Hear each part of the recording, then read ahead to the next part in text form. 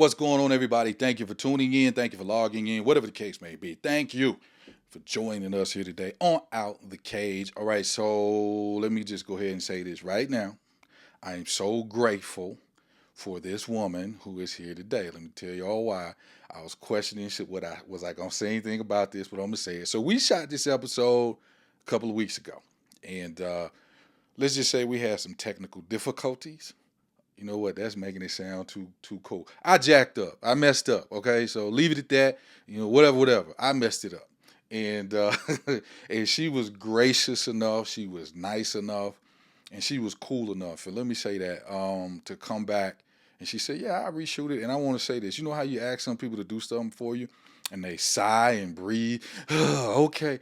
She didn't do any of that. She was just super like she was cooler than I was. I was the one, look, I'm sorry. She's like, look, this is not a problem. Not a problem. And then I love something that she said. She said, everything happens for a reason. So we're good. And I want to say I believe this happened for a reason because it allowed me to come back and just really just think about the subject matter. And I want to say this, and then to get my voice, find my voice in doing this. But before I go any further, let me say this: this young lady, and I asked her. So let me say this: I asked her, could I say young lady, because I didn't want to be disrespectful. She was like, "Look, call me young all you want to. So it's cool. You can laugh on the mic. It's all good." So she was like, "Okay, all right, my bad. All right, cool." So she was like, "You can call me, no problem." So this young lady, she's a licensed marriage and family therapist who has worked in the field for over 10 years and specializes in Christian counseling. She has a bachelor's degree in psychology, a master's degree in marriage and family therapy. She's worked with various populations such as juvenile court victims of sex trafficking, first responders, couples, and individuals. Prior to working full time as a therapist, she worked for both the city of Las Vegas, the city of Henderson, managing federal grants to provide services to low income families, a homeless population, and prisoner reentry programs. She's currently a board member for the Henderson Chamber of Commerce Foundation Board and a board member of Living Grace Home, which provides housing and services to homeless pregnant women. Now, most importantly, because she's been married for 21 years and has an 18-year-old daughter who she just dropped off at school. And she almost had a conniption in dropping her baby off. So I'm so glad, Miss Stacey Youngblood. Thank you, man, for being here. Thank you for having me. Thank you for coming back. Thank you for being so cool. Thank you. So we talked about this before. So you and we met. I did a homegoing for one of your close friends, her father, and I did the service. And immediately when you and I started talking, like it was an immediate. It was like we just clicked. And reason being is that your thought process when it concerns as being a therapist, and immediately it was like, listen, can you and we've been talking for quite a while, and I'm so grateful. And I mean that. And let me say this too. Can you tell real quick, cause tell people about your practice and everything. And because let me say, if you need a therapist, super cool. I don't know about everybody else, but super cool. Tell people tell them about. So, kind of like what you said, I'm a marriage and family therapist. I provide therapy services for individuals, couples, intact families. I can do children. I am not an expert in children, so I usually defer to other therapists that have a lot more training in child work, such as like play therapy, things of that nature. Although I do very well with adolescents, so teenagers, young teenagers, older teenagers, and individuals that have a belief system that is very close to the way they think and operate in life. So, whether that be Christianity, I work with individuals of Muslim faith, of Jewish faith, Hindu faith. And even though my expertise is in Christianity, working with other people from different faiths, I approach it in the exact same way. Mm-hmm. It's a matter of what is your belief system and how are you making decisions and behaving that are in line with your belief system or contradicting your belief system. Mm-hmm. So, regardless of what their religious status is, I have absolutely no problem working. And I do believe that individuals that have a belief system, a lot of times it's a little bit easier for them to make change. Mm-hmm. Those that don't have a belief system, it's not impossible. It's not like, oh, you can't, change your behavior and change your life. But sometimes if you, and we talked about this earlier actually off camera, if you don't have a purpose in life, if Yeah. you don't have something that kind of governs your steps, Yeah. it's real easy for you to flounder in the midst of nothing because you don't have a true direction of somewhere to go.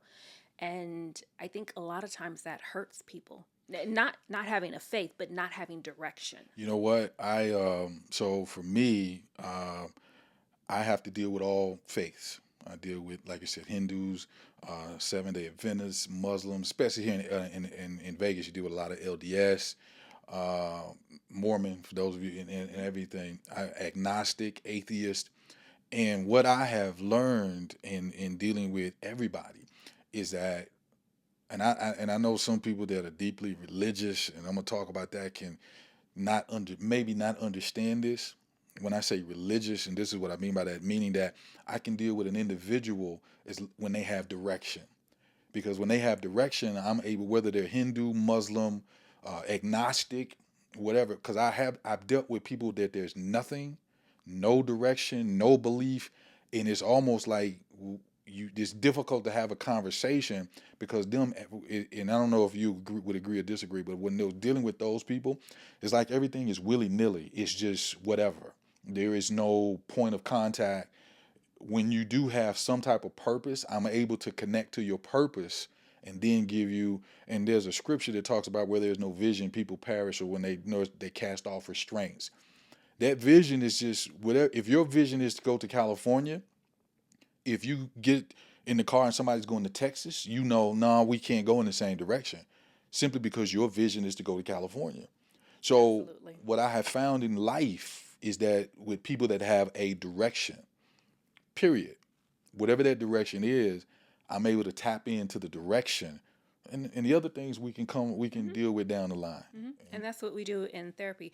We help individuals figure out what their purpose is, what their direction is, because if you're parenting, and I do this a lot with my couples when they have parenting issues, like they may not be on the same page with how to raise their children, how to discipline, what their goals are.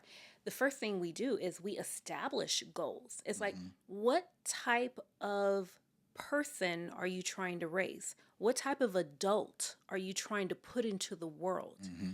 Because parenting, a lot of times, we want to parent in a way that we're trying to nurture and love our kids and protect them and keep them from harm and keep them from experiencing adversity, and there's nothing wrong with wanting that, but what type of person are you trying to put out in the world? So a lot of times I'm asking my couples, it's like, okay, what type of adult do you want your kid to be? And they're like, oh, I want them to be responsible, and I want them to be trustworthy, and I want them to be financially stable, and I want them to be successful. And so my next question is like, what are you doing to prepare them for that? It's amazing that I was just, even this morning, even when I do business with people, what I've had to learn, not can you do business, but let me find out who you are first. Because who you are will translate to the business. That if you're the kind of person that doesn't keep your word, then you're not going to keep your word in business. You can think you're a good business person, but you're horrible, and I can't trust you. And I've learned that even the foundation of who you are as an individual is, I think we overlook that, because a person can be wonderful at this point. And here's something I've learned too, Stacey. I think a lot of people are not living up to their potential because they have gifts and talents, but they haven't dealt with the foundation of who they are as an individual. Uh, a pastor years ago used to say this: your gifts and talents will get you in the room, but your character will keep you there. And I've met a lot of people that may be gifted and talented, and they can't understand why they're not progressing. John Maxwell has a book called Gifts and Talents Are Not Enough. And a lot of times you can be gifted and talented, but there's no character. You don't keep your word. You're not trustworthy. Discipline. I Discipline. know for me, that's my biggest thing. Like, Absolutely. I have gifts and talents that definitely I believe I really feel grateful for. There are Hmm. certain things that I'm able to do in the counseling and therapy realm that I'm able to not identify, but empathize Hmm. with my clients and understand what they're going through in a deeper level and be there emotionally with them. And Hmm. then when the session's over, I can shake it off and move to the next. Like, I don't hold on to it. Yes. That's something when you're in ministry too. Yeah, That's something you have to be able to do. exactly. Yes. Otherwise, you are just, you know, you're living their trauma, and you can't do that. And Yeah. so I'm able to kind of shake that off and move to the next and be present for each individual. Yeah. But I struggle with discipline. I don't want to get up and work out. I don't necessarily want to eat what I'm supposed to eat. I don't necessarily want to get up and do the things I'm supposed to do when I'm supposed to do it. I'm, have a habit of procrastinating or Hmm. being lazier than what I should be. So I think we all have those things. We all have our hypocrisies. Absolutely. And I heard someone say that years ago that I never forgot. We all have our hypocrisies. But when we talk about the black community, I don't think there's any way possible to talk about the black community without talking about the church. Hmm. There's just no way possible for everything that the church has contributed to the African American community and where we are as a race of people. Because when you go to the 60s, even before that, but when you go into the 60s, especially with the civil rights movement, if it was not for the church, I don't think we would even be where we are as a race of people. Hmm. And so that's why I believe it's vitally important that we must talk about the church. And not just the black church. I mean, the Jewish church as well, because Absolutely. the rabbis and other members of the Jewish congregation walk and protested along with those individuals. So the church in general, you're absolutely right. And a lot of people don't understand when you look into the civil rights movement that there were all different races, religions that were involved Mm-hmm. in that, Mm-hmm. in the civil rights movement. There was a time in society in the African American that the church was the epicenter Absolutely. of the community. Absolutely. And you went to the church to talk about politics. I remember as a little kid, the politicians would come to the church just to plead their case to the churches. They still do. Really? Oh, yeah. I don't see that a lot. So out here, a lot of times during campaign season, Hmm. your representatives, your congressmen, your assemblymen during campaigning season, they will come and say a few words at various churches Okay. out here. Okay. Well, and that says a lot still because when it concerns the African American community, the church was the epicenter. Now, Mm-hmm. I just read a study in the Pew Research talks about how Generation X and millennials and they are starting to pull away from going to churches on Sundays. Your face says, "What do you? What? Talk to me," because your face just said a lot. Um, I think it has a lot to do with um,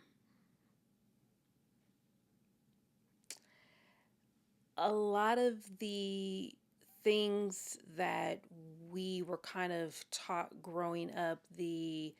Um, I don't know why I can't think of the word, but um, habitual things that were done out of habits. Like, you have millennials that were raised by early Gen X or late baby boomers. You have Gen Z that were raised by. Break all it if you can, Oh, as okay. much as Gen X, Gen Z, baby. Tell us. So, oops, sorry. Yeah, And I don't, off the top of my head, yeah, know the, yeah. the timeline. The ages and everything, but Right. So, Generation X, that was your latchkey kid generation. So we're talking about mid 60s to late 70s. I was just about to say me. I was a latchkey. I was told when you get Mm-hmm. home, do this, don't Yep. open that door. Yep. Yeah, You yeah, yeah. came home, you made yourself a snack, you did your You homework, watch television, clean, and you yep, turned on cable. yep, Yeah. absolutely. That was the Saturday morning cartoon Oh generation. my gosh. Yeah, so that was the generation that literally saw the rotary phone and the cell phone. What generation is that? That's Gen X. So I'm Gen X then, I Yeah. guess. Okay. So they saw the very first computer to AI. Texas Instruments. Yes. I Yes, remember that. or the typewriters. That was the generation that did Yeah, not yeah. have Google. That was the generation that, had the Encyclopedia Britannica, like all of that. Google So, was the local gossip. yeah. That used to be Google. So So your millennials really were born kind of like in the mid 80s or mhm. so. So by the time they kind of grew up in the 90s. So that's when a lot of tech started to come in and stuff like that. Your Gen Zs, these are the kids that were born after the iPhone, Mm. really. So they grew up with tablets. They had tablets, iPhones, smartphones, various things. So that is your technology generation. Mhm. Your Gen Alphas, which is your Never heard that before. so Gen Alphas are your high schoolers. Your Gen Zs actually are in their mid 20s now. Mm-hmm. Your millennials are in their 30s. Mm-hmm. Your Gen Xers, they're in their 50s. 40s and 50s. Mm-hmm. So Gen Alpha, these are your high school kids, really, right now. High school, middle school, these are your younger ones. I want to say this because I've said this to Stacey on how many occasions. Just talking to her has been a help for me because it has brought me back to critical thinking, to realize that everybody, we as African Americans, we're not all monolithic. Yep. We're not all the same. We have different backgrounds, different thought processes, Different experiences. different experience, and that has been a help for me. And I think we talked about this before. We're in the midst of an election season. Mm-hmm. There is not one bad political party and one good political party. Absolutely. People vote because it's what's best for them and their family. So if a particular political party has the same values and Yes. ideas that a individual has, and they feel like that the particular laws that they're going to bring to fruition are going to benefit their business, their Mm-hmm. families, and their lives, that's how they vote. So it's not like I'm voting for this party because I don't like you Mm-hmm. and I want things to be taken from you. It's all self-preservation. I think this is going to help me and my family and my children. I do believe, Stacey, though, we're in a season, though, that people are doing just that, though. I do believe we're in a season. So do you believe that people are doing that, or do you believe that the political pundits are doing that?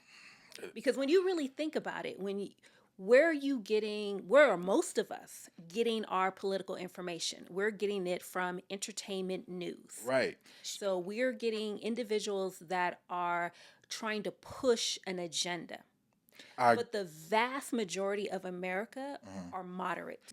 Now I will tell you this: I've never considered myself to be a Democrat or a Republican. That's just me. That's my personal view. For me, it's like whoever's the best person.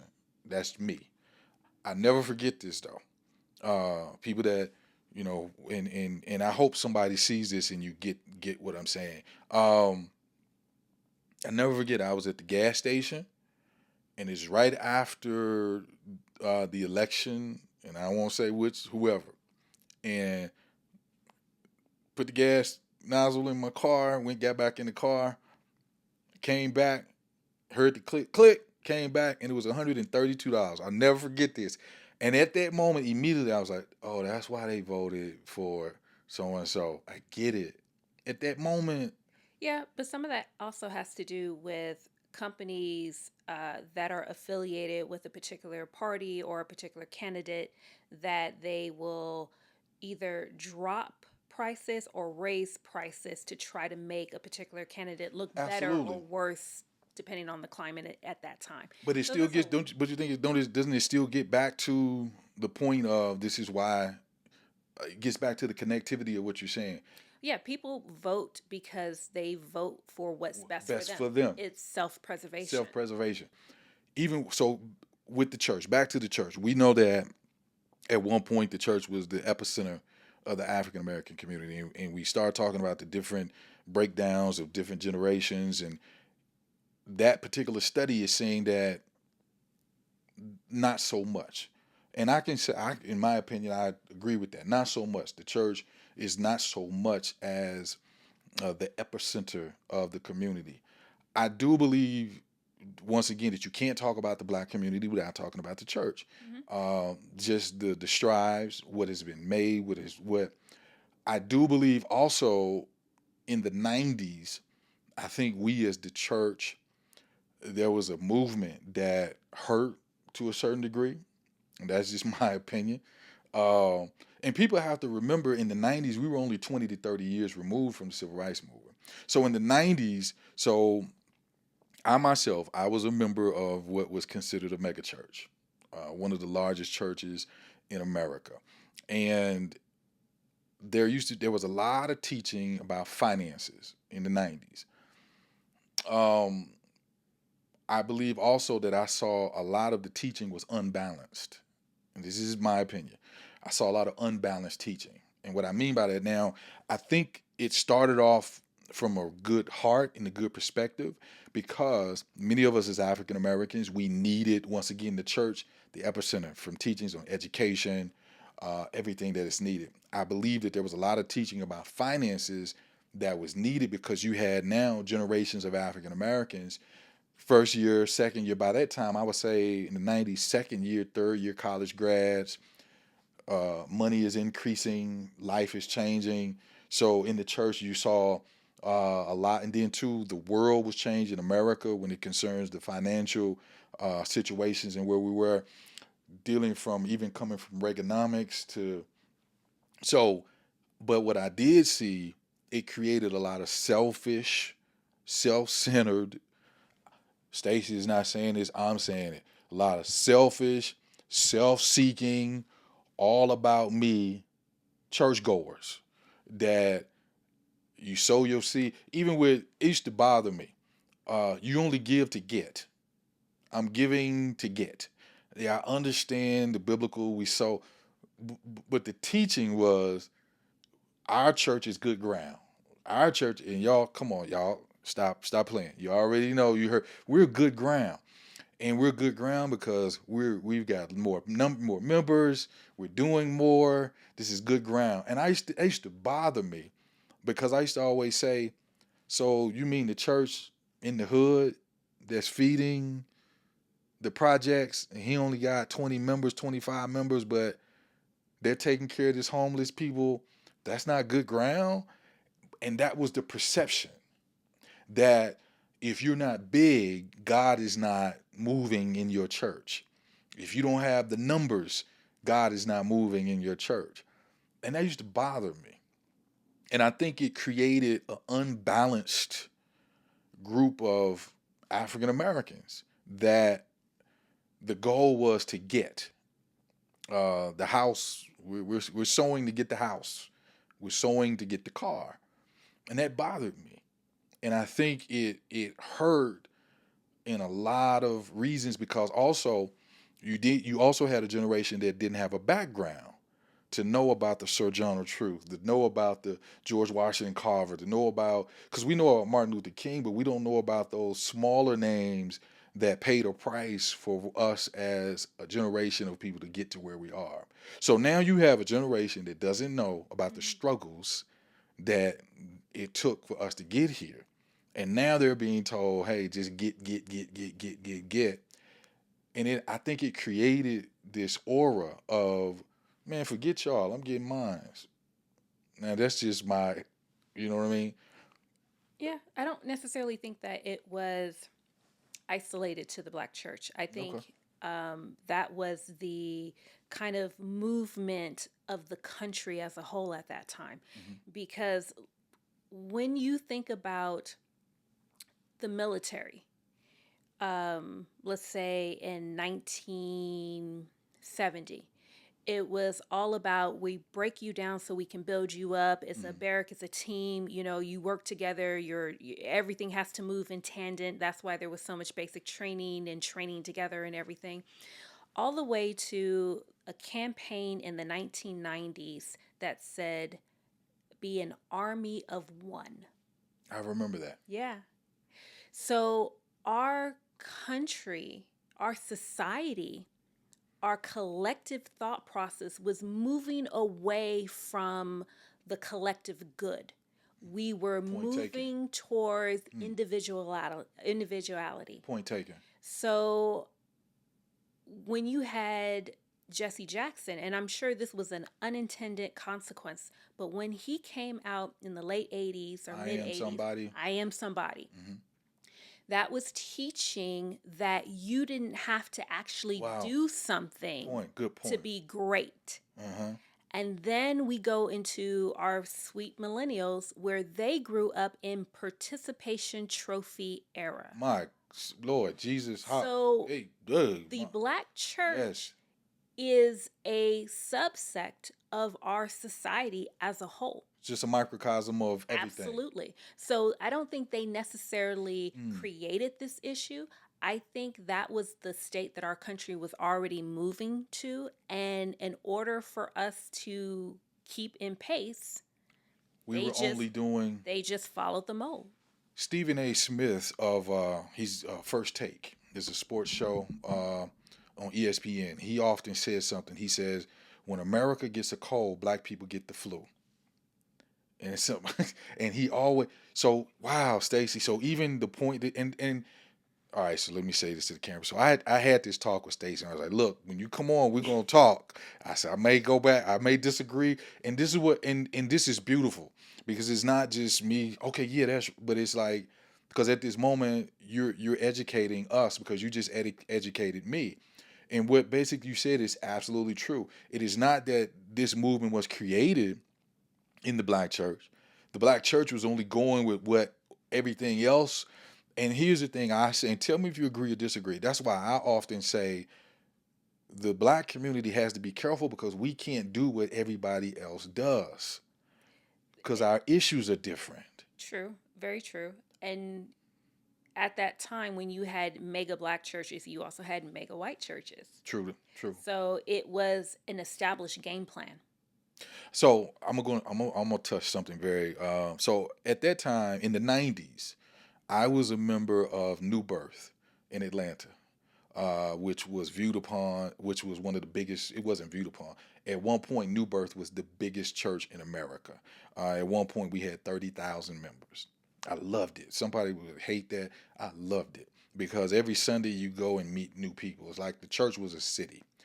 The reason why I bring this up and I say it may, so I left New Birth in early like 2001, I think 2002, and I moved back to Memphis to start pastoring.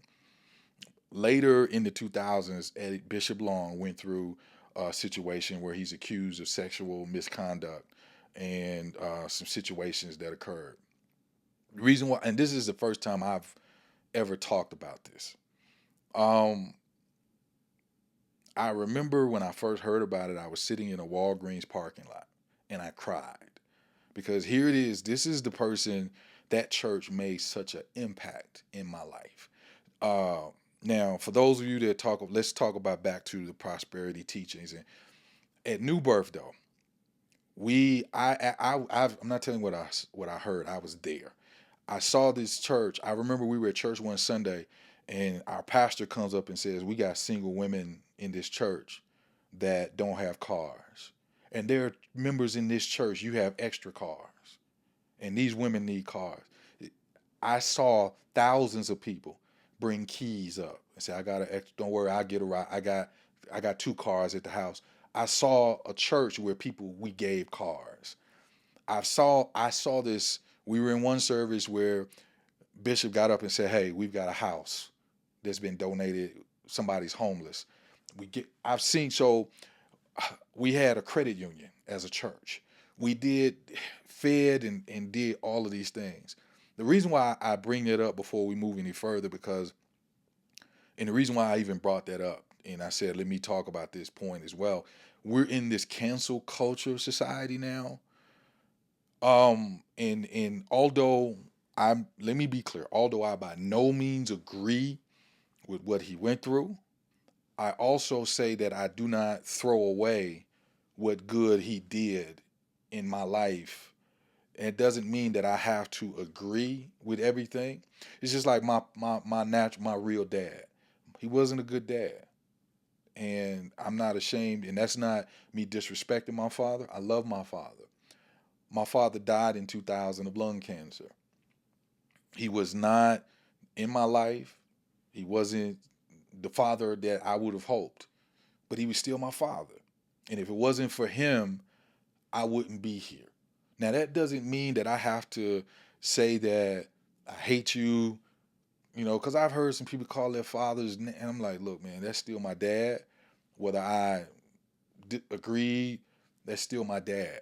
So while I was at New Birth, I saw so many things that changed my life. But one thing that made me join that church in the 90s, New Birth was almost 50% men, which was unheard of. Unheard of. And most churches were more catered to women. And for me, even as a young man in my 20s, I saw that. Even so, and I bring that point up because in the black community, our community is more matriarchal than patriarchal. Mm-hmm. And I remember you broke something down once before, like about being at a cookout Or a and holiday. or holiday, Mm-hmm. and you said all the women are. They're running the show. They have organized the event. They put the menu together. They're all in there cooking. They have their designated dishes. Everybody knows what they do. To this day, I'm my one of my best girlfriends.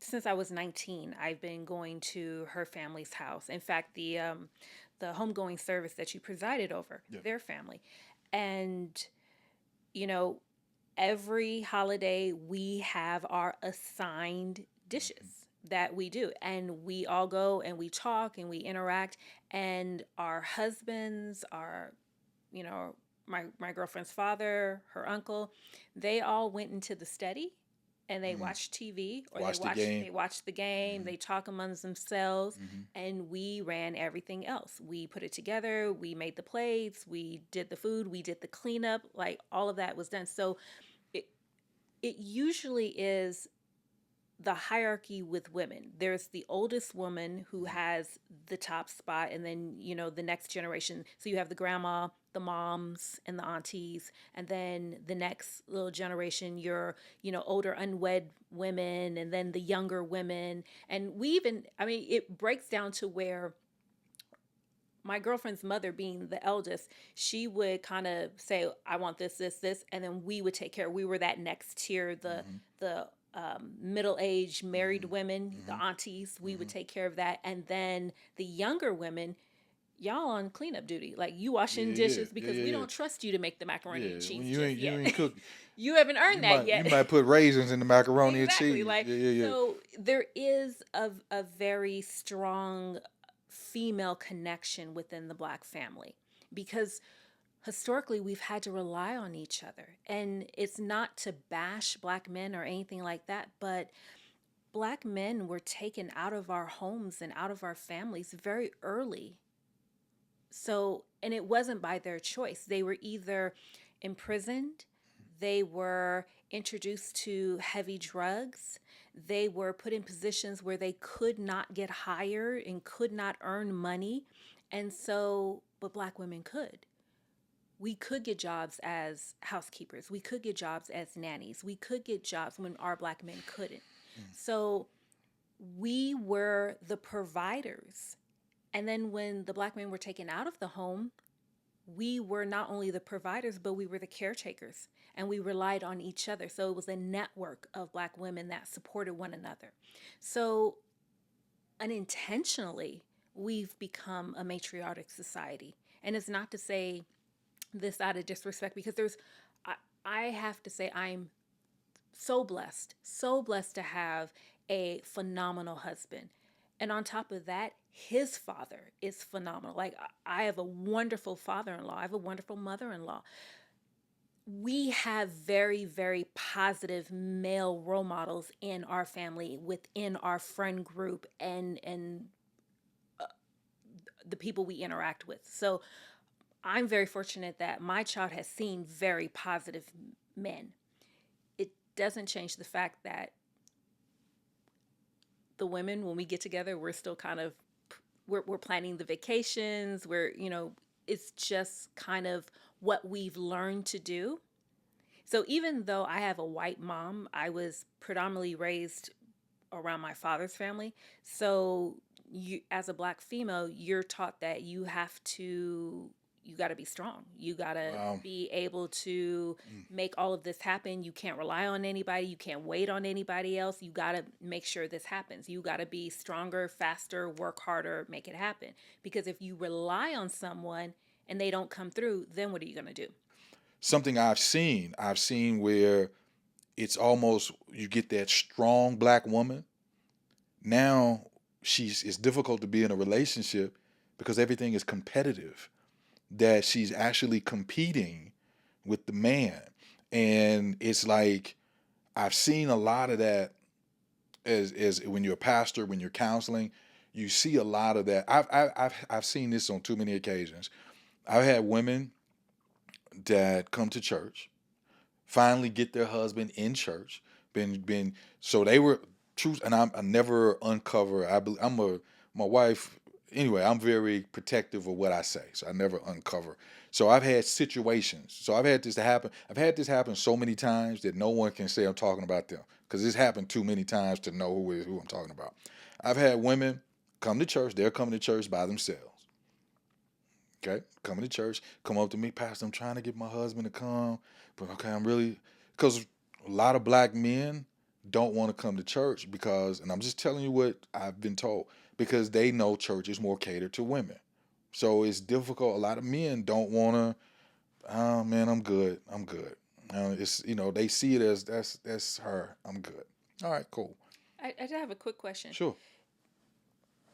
If black churches are catered to women, Mm. who runs black churches? Well, here's the thing. Who's You've sitting in got more. leadership? You've got more men in the positions. But what I'm telling you, in my opinion, Uh huh. those men still know what they're doing. Like they know the women are giving. They know the messages. They know what to cater the messages to. They they So they're it's the reaching their men. clientele. So it's the men who are sitting in leadership of these Absolutely, churches that are catering to women. absolutely. Because the goal is we got to keep these doors open. We got to keep this thing moving, and they know that I gotta make these messages women friendly. Okay, I won't say this pastor's name. A few years ago, can cause I don't, can I say? Should I? Probably not. Okay, so years ago, this pastor who is well known for a lot of women ministry things said something that women didn't like, and boy, they went after him because it's like, no, you ain't gonna talk about because he said something, and I forget what he said, but he said something to the effect of women, blah blah. I don't know, and it didn't go over well. And absolutely, yes, I'm not excusing. Let me be clear. I'm not excusing the men. And what I'm saying is they know what they're doing. They know that. Trust me when I tell you, as a person who's been a pastor for 20 years, they know.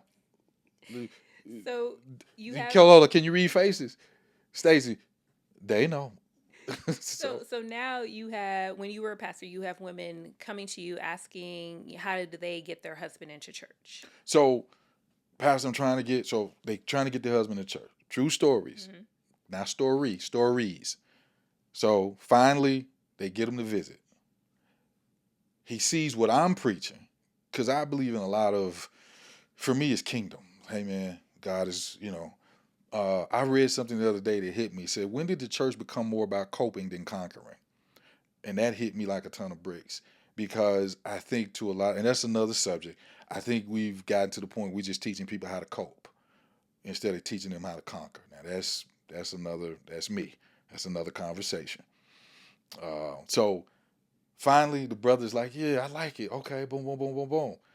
The wife then comes to me. Okay, he's coming to church, pastor, but can you help him? He needs to. I need him to be. Can okay, cool. So I get close to the brother. Now the brother starts to know who he is as a man. Teachings. Now the brother starts to want to ask questions though. He wants to see the bills. Well, hey, where are we doing with hey, what now he's starting to be nah, the children need to be home. Baby, where you going? He's stepping into that role of a man. And let me say this, a role of a man is not to be overbearing, and that's not it. As a protector. But babe, where you An going? active participant in He's the an marriage. active participant in the marriage. That same wife who came to me was like, "Can you get him in church? We got him in church. Can you get him to grow? I got him to grow." Now that same wife comes to me, "Oh, we got some problems, Pastor." He asking me, and I didn't want him to step up and be a man. I just wanted him to come to church, stop drinking a little bit, stop hanging out. I just wanted him to come to church and act better. Now he want to ask me where I'm going, and it's like, okay.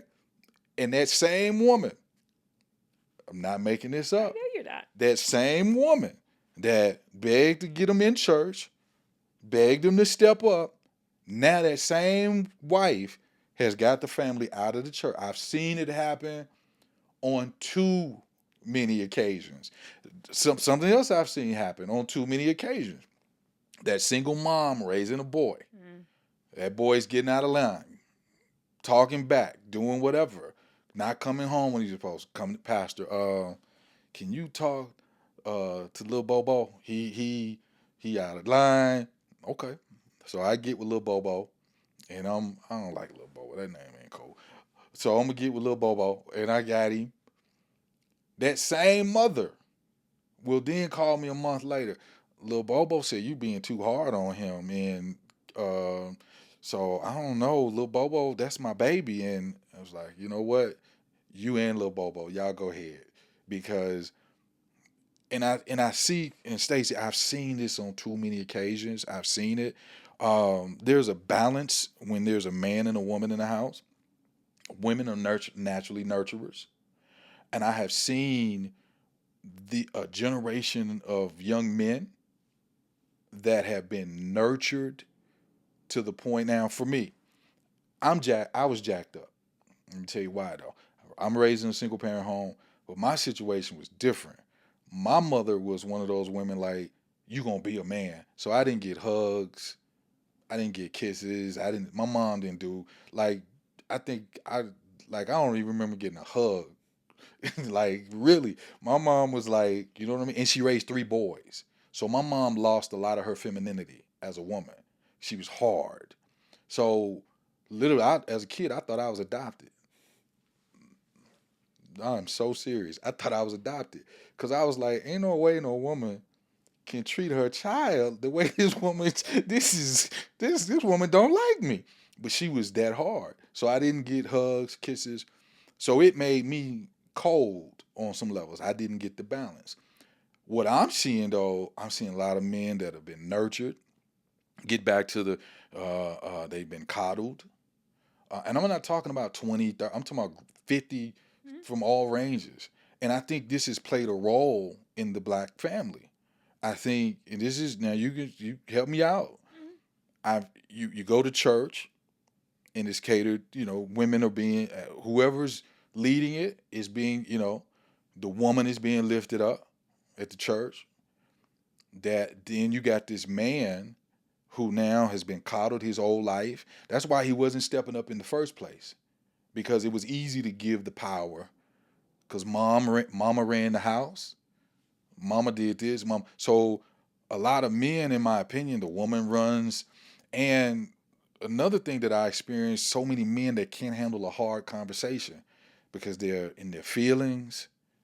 If you have a hard conversation with them, their feelings are hurt, can't be direct. And I think this has played a absolute role in the black family. Absolutely. And I think it has affected us even to today in what I'm seeing. You know what I mean? So Is that is that something that we see? So, Because I know that was a lot I just gave you, but that's yeah, like, me. what is the question? No. That's me. Now that's how I feel about it. Well, okay, what is the question? The matriarchal society in the black Is that family. part of the decline of the black family? Absolutely. So, I would say, going back to my statement earlier when I talked about parenting, Hmm. and I said a lot of times I work with couples, and the first thing I ask them is, what type of person are you trying to put out there in the world as an adult? What type of adult are you trying to create? What happens is that if you are doing this all by yourself, you are the breadwinner, you are the provider, you are the nurturer, you're the caretaker, you're everything. You are in survival mode. Absolutely.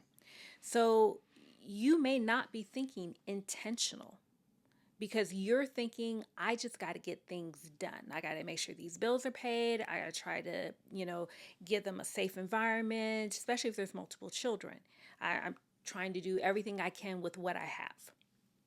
You're tired, you're not being supported. There's a lot going on with that. Not all single mothers do this, but there are some single mothers that, especially with their boys, Hmm. now keep in mind, mothers and sons have a different relationship than mothers and daughters. Explain that, because you broke that down once before. Explain. So, mothers are training their daughters to be women in the world because they're preparing them for the hardships that they themselves have had to go through. Hmm. A woman who has never been a man does not understand what men go through. They're not preparing their sons the same. In fact, they tend to coddle their sons. This is my baby boy. Hmm.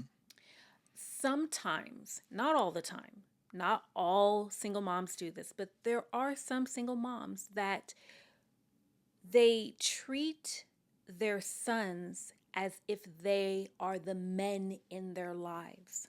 So they're fixing their plates, they're taking care of them. Hmm. That I don't need a man in my life, I'm good.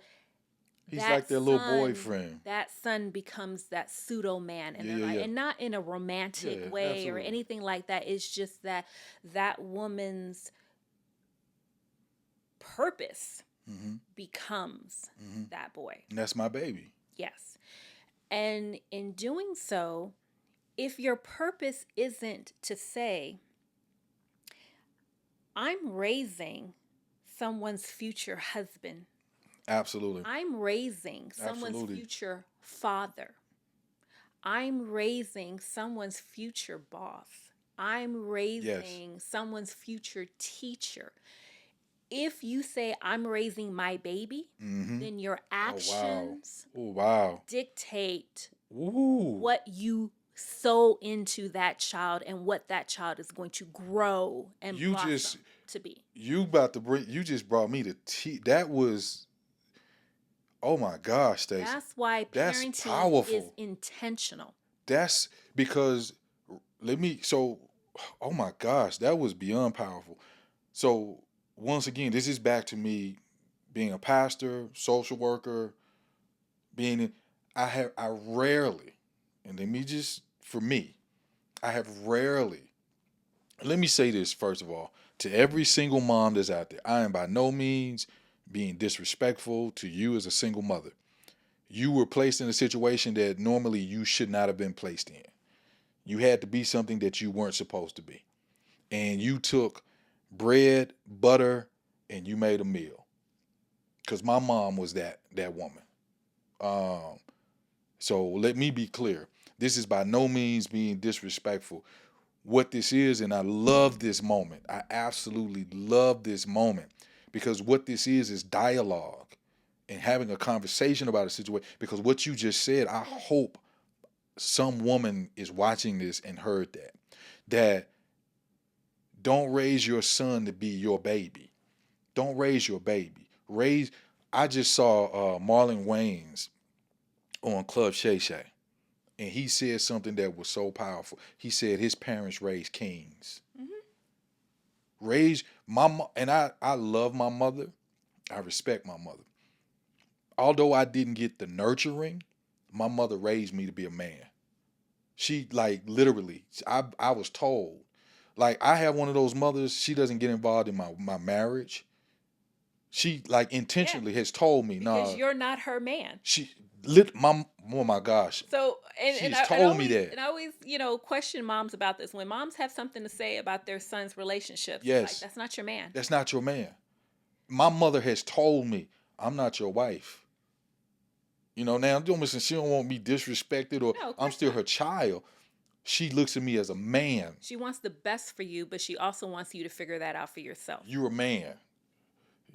You got to handle that on your own. I'm not, and I see so many women, once again, not saying this disrespectfully, saying, listen, and it's at the point in life where I've got to give all of these rebuttals and stop and say this because we live in such a time where someone hears something, and I learned this too. People don't hear with their ears; they hear with their hearts. So what's in you? You're hearing me, but if you're already in your heart, some things that are there. So I'm not by any means saying that a woman raising a son, every woman is, I'm saying what you just said, I believe was beyond powerful. Raising your son not raising him as your baby, but raising him as somebody's future. Something I think you may have told me this in one of our conversations. In raising that young boy, would you want some woman to have him? Would you date him? Would you date him? Right. Would you want your daughter dating him? Like it has to be, and same with your girls. Yes. What you're raising someone's mother, you're raising someone's wife, you're raising someone's boss, someone's teacher, someone's mentor. You want to raise them with the skills necessary to become the person that they were meant to be. And this is not just for men, because if you're a single woman, because I can tell you this, I've met those women. They are educated. They got degrees after degrees after degrees. They're making wonderful salaries, and they don't need a man. That's their mind. I don't need no man, because their mom raised them to be strong. Because they were a single mom. You got to get out here. I've seen that situation. So I think it's not just the men, because once again I think a lot. I just got to stay. This is me. I meet so many brothers that's in their feelings. It's ridiculous. I'm like, dude, please, So like, this is a oh my terrible, terrible, terrible gosh, thing to like say. if I need another man, that if I have a conversation with him and your feelings are hurt, because I just told as a man, I held you responsible, But that goes back to that accountable. whole God, critical thinking dog, thing. yes, It's like we've gone to, and I know we're not talking about critical thinking today, but we as a society, not just the Black community, but as a society, we've gone to the point where if you challenge my thought process, you're challenging me me as a as a person. person. Yes, I'm taking that personally yes, instead of I'm challenging an idea. yes. Because we now in this society have accepted that the way I think is the law of the land. It's the right way. That is it. That there's no ands, ifs, or buts about it. And if you think otherwise, you're a bad person. You're You going coming at against me. me. You We can't be disrespecting me. exactly. Especially in And our community, we say you disrespecting me. absolutely. And the whole thing is that I don't have to agree with you to respect you.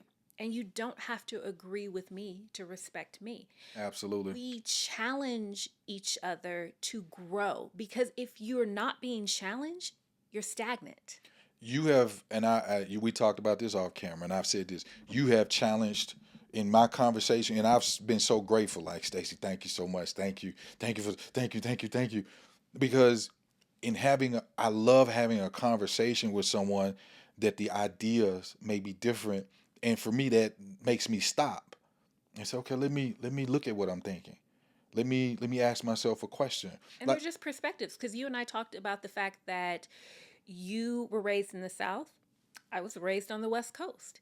There's a different perspective that comes from being Black in the South opposed to being Black on the West Coast. break it down. And then even colorism. Yes. Like I'm a light skinned, I'm darn near passable. Yes. So, which means my experience is even different. For those of you that don't know what passing is, let me give you the ghetto dictionary. So back in the day, if an African American was light enough, they could pass, and they could pass for being Caucasian. So when she said passing, that's what she was saying. Now back to our original scheduled program. Now go ahead and say what you Little said. footnotes. Yeah, let me put a little footnote because I know somebody didn't know what that Like was. passable. What she mean Pass passing? fail? No. She's an athlete. She a football player? No, that's passing. Anyway. So, understanding that each of us have a different experience Yes. being black. Yes. So, We're not all monolithic. absolutely. I've been practicing on that word. Absolutely. I won't say it monolithic. I'm going to say it because I've been practicing. And that's why when I say not all single moms, because Yes. different people have different experiences. Some single moms have a wonderful family that is supporting them. There's uncles and grandfathers, Yes. and There's a village that Absolutely. realizes we need to grab this little boy. Absolutely. Absolutely. And so Absolutely. I love that. there I are love that. so many different scenarios. Yeah. You have some single moms that are literally out there on their own trying to do the best they can Yeah. with what they have, and have very limited understanding of what good parenting is, possibly because the home they came from didn't showcase good parenting. So they're doing the best they can with what they have. Absolutely. And then you have other families that have two parents, but you may have a father that is maybe not the best person, maybe a tad bit abusive and things so there's so many different experiences that are going on. But above all else, regardless of the experience, it is important that all of us are very mindful and very intentional about what we want for our children, and making sure that we are planting those skills and lessons in them early. Like, if I say to myself, oh, I want, my child to be able to be independent and, live on their own and figure things out. But every time my kid has an issue, I'm running to solve the problem. I'm running to take care of it. I'm running to make sure that they don't have to deal with adversity. Well, adversity is how you grow and learn. It's kind of like that old joke. When you're praying for patience, God never gives you patience. Your problem. He puts you in situations where you have to develop patience. Absolutely. Absolutely. And it's the same with your kids. You can't just bippity boppity boop good habits in them. You have to put them in a position where they're learning and practicing good habits. I saw a video not too long ago where Michelle Obama is talking about, she tells her kids that life is just a series of practicing to be who you're going to be. Wow. Like, every day that you are doing something, you are practicing to become that individual. If you want to be trustworthy, you have to practice being trustworthy every single day. But if you're lazy, you're practicing to be a lazy person. I think too where a lot of people miss it too, Stacey. I heard something that I never forgot. He said most of us, I had a pastor to say this. Most of us are like tea bags. You don't know what's in you till you get in hot water. And those situations, you see the real you. And here's the thing: I think a lot of people need to hear. Instead of running from or hiding or pretending that you don't see the real you, I look at moments like that. My prayer when I pray, I ask God, reveal and then remove. And that's me. Because I said, God, don't remove something and I don't know it was there because I might repeat it. Reveal to me the things where I'm not being my best. And then remove it. At least I want to know it's there. In the old school, for those of us that are old enough to know what a mall is, you used to go to the mall. You remember you get lost. They had a kiosk and they had the little red arrow. Well, you right are here. And I'm a firm believer. You can't. I say this: you can't change something that you won't acknowledge. That you won't acknowledge that it's there. You won't acknowledge that, hey, I need to be better. You won't acknowledge. Years ago, I used to do this as a pastor. I would have what like secret shoppers. I had people that I knew, and I would ask them, "Come to the church. Don't tell everybody. Don't tell anybody you know me, and just tell me everything you see." And I had this brother, and I never forget this. So I called him, all right, man, tell me what you see. He said he breaks down the ushers and the youth men, everything he saw. He said, and then he says to me, "Do you always look like that when you preach?" I was like, "Yeah, we talked about what? I asked you to critique. Okay, tell me." He said, "You just look mean. You just look. You don't smile." I said, "Well, I'm focused." He said, "Nah, brother, you turning people off because that I wouldn't want to come there." And it was and I was like, "Okay, I needed to know that." Mm-hmm. You know what I mean? And then I had to start the process Mm-hmm. of changing uh, the way Being I mindful. being mindful. Yeah. And I think the images are even in our community. So the images that we're receiving, something that you just said, if you came up in a household where you didn't see a mother, you didn't see a father, now you're out on your own. Young man I went to school with, his name's Michael Graham. He's now he's a engineer for FedEx now. Mike's doing very well. Blah blah blah blah blah. True story. We were in junior high, and I went and spent the night at Mike's house. Now you gotta realize I'm coming from a single parent home. My mom would cook the food, put it on the food on the stove. Get it if you want it. You want to eat? It's in there. I go to Mike's house, spend the weekend. Mike's mom, uh, she was, I think she was a principal. His dad was an engineer. His mom sat at the table. His dad sat at the table, and his little sister sat at the table, and I sat at the table, and we all ate. And I was like, man, what the heck is going? Is this the Cosby Show? What is? I had never sat down as a family. You got real. I'm in the seventh grade, Mm-hmm. but I had never. I'm 12, 13 years old. I had never sat down at a table and ate as a family. I'd never done that before. So doing that for the first, and it was the images that you receive. So the images, my concern, Stacey, of today is the images that we're receiving. We're more than, and I really want to say that in the black community, we are more than gangsters. We're more than ball players. We're more than thugs. Now I know, because you and I think we have a difference of. Yes, I understand they're all images. A large amount of images, though, are presenting us in a way that, for me, is bothersome. It bothers me because, and here's a point that I thought about too. The perspective you and I have is different. I think as a black woman who is lighter complexion, it's different for a black man. Mm-hmm. It's just, and I've had to have this talk with my wife to say, look, the way you're perceived and the way I'm perceived is totally different. Mm-hmm. You're not a threat.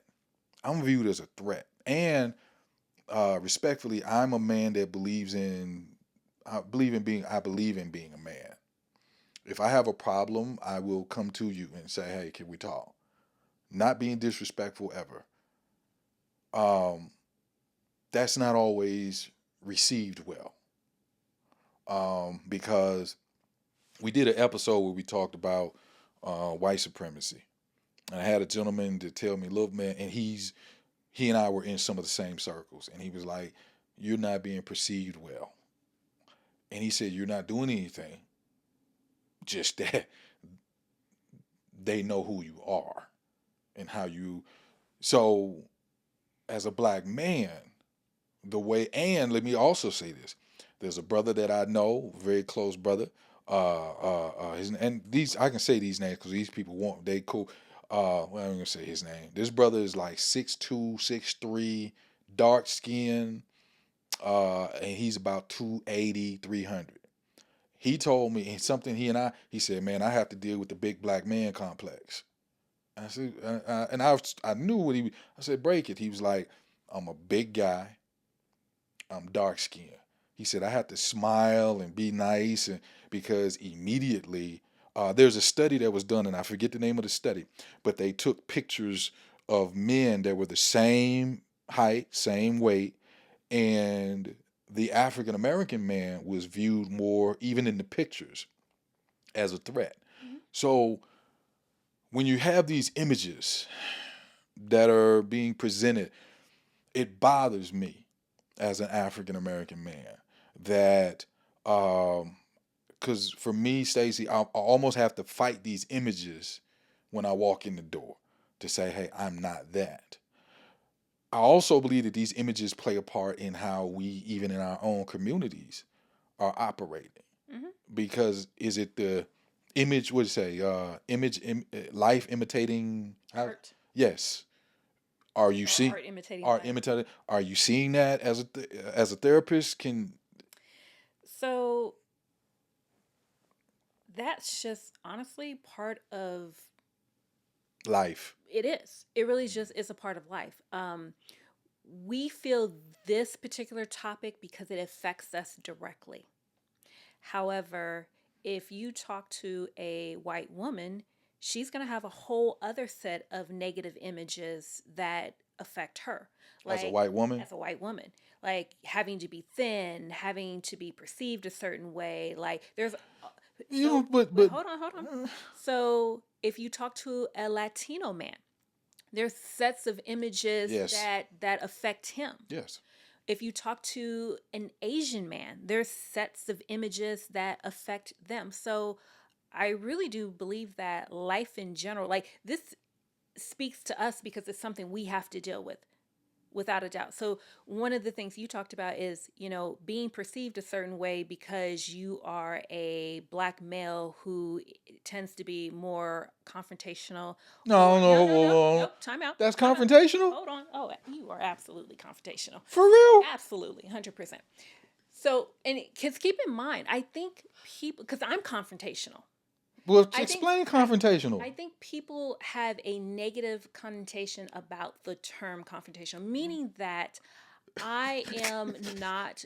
So, you, I'm sorry, I'm no, laughing. it's okay. I'm laughing. 'Cause you like, oh, you absolutely confrontational. You, 100%. you, oh, you absolutely confrontational. Because so a person, okay, there's a book called Critical Conversations, Mm-hmm. and it talks about how certain individuals do not feel comfortable expressing themselves if they have a different point of view. Mm-hmm. A person who is comfortable with being confrontational, meaning that, and confrontation does not mean disrespectful. Okay. Okay. It means that you can tactfully say, I see where you're coming from, but I don't quite agree because of X, Y, and Z. Okay. So I'm confronting your ideas. I'm confronting Okay. the conversation. I'm Okay. I get that. confronting the point of view. So it's the word that I'm okay. But I Right. got that. I got that. So you, so because of that, you have had certain perceptions or ideas put on you from other people. These are schemas. That's what human beings do.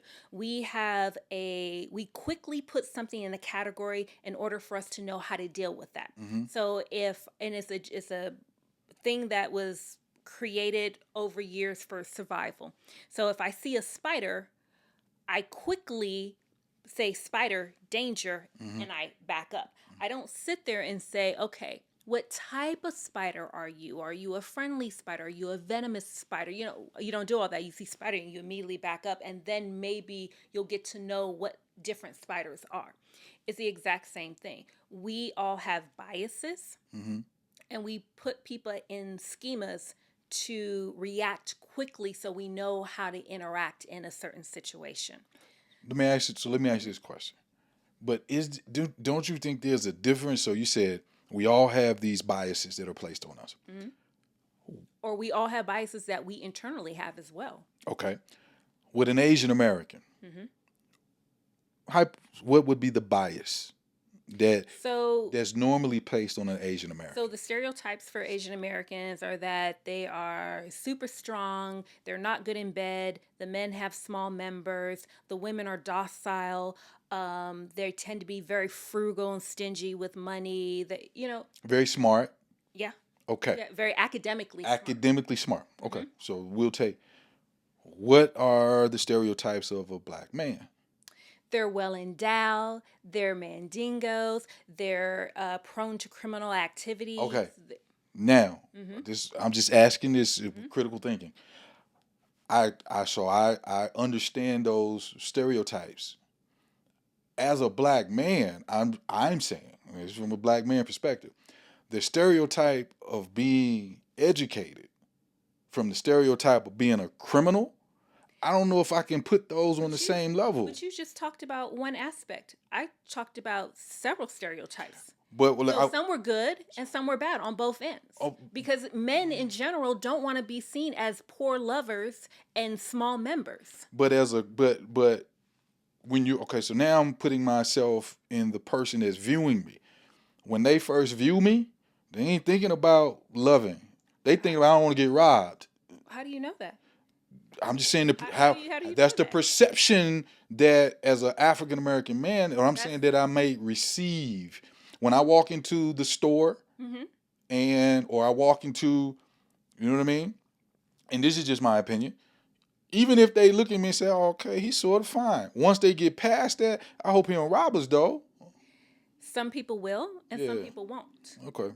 And that's all based on that person's individual bias. And those individual biases are based on how they were raised in the environment that they were in.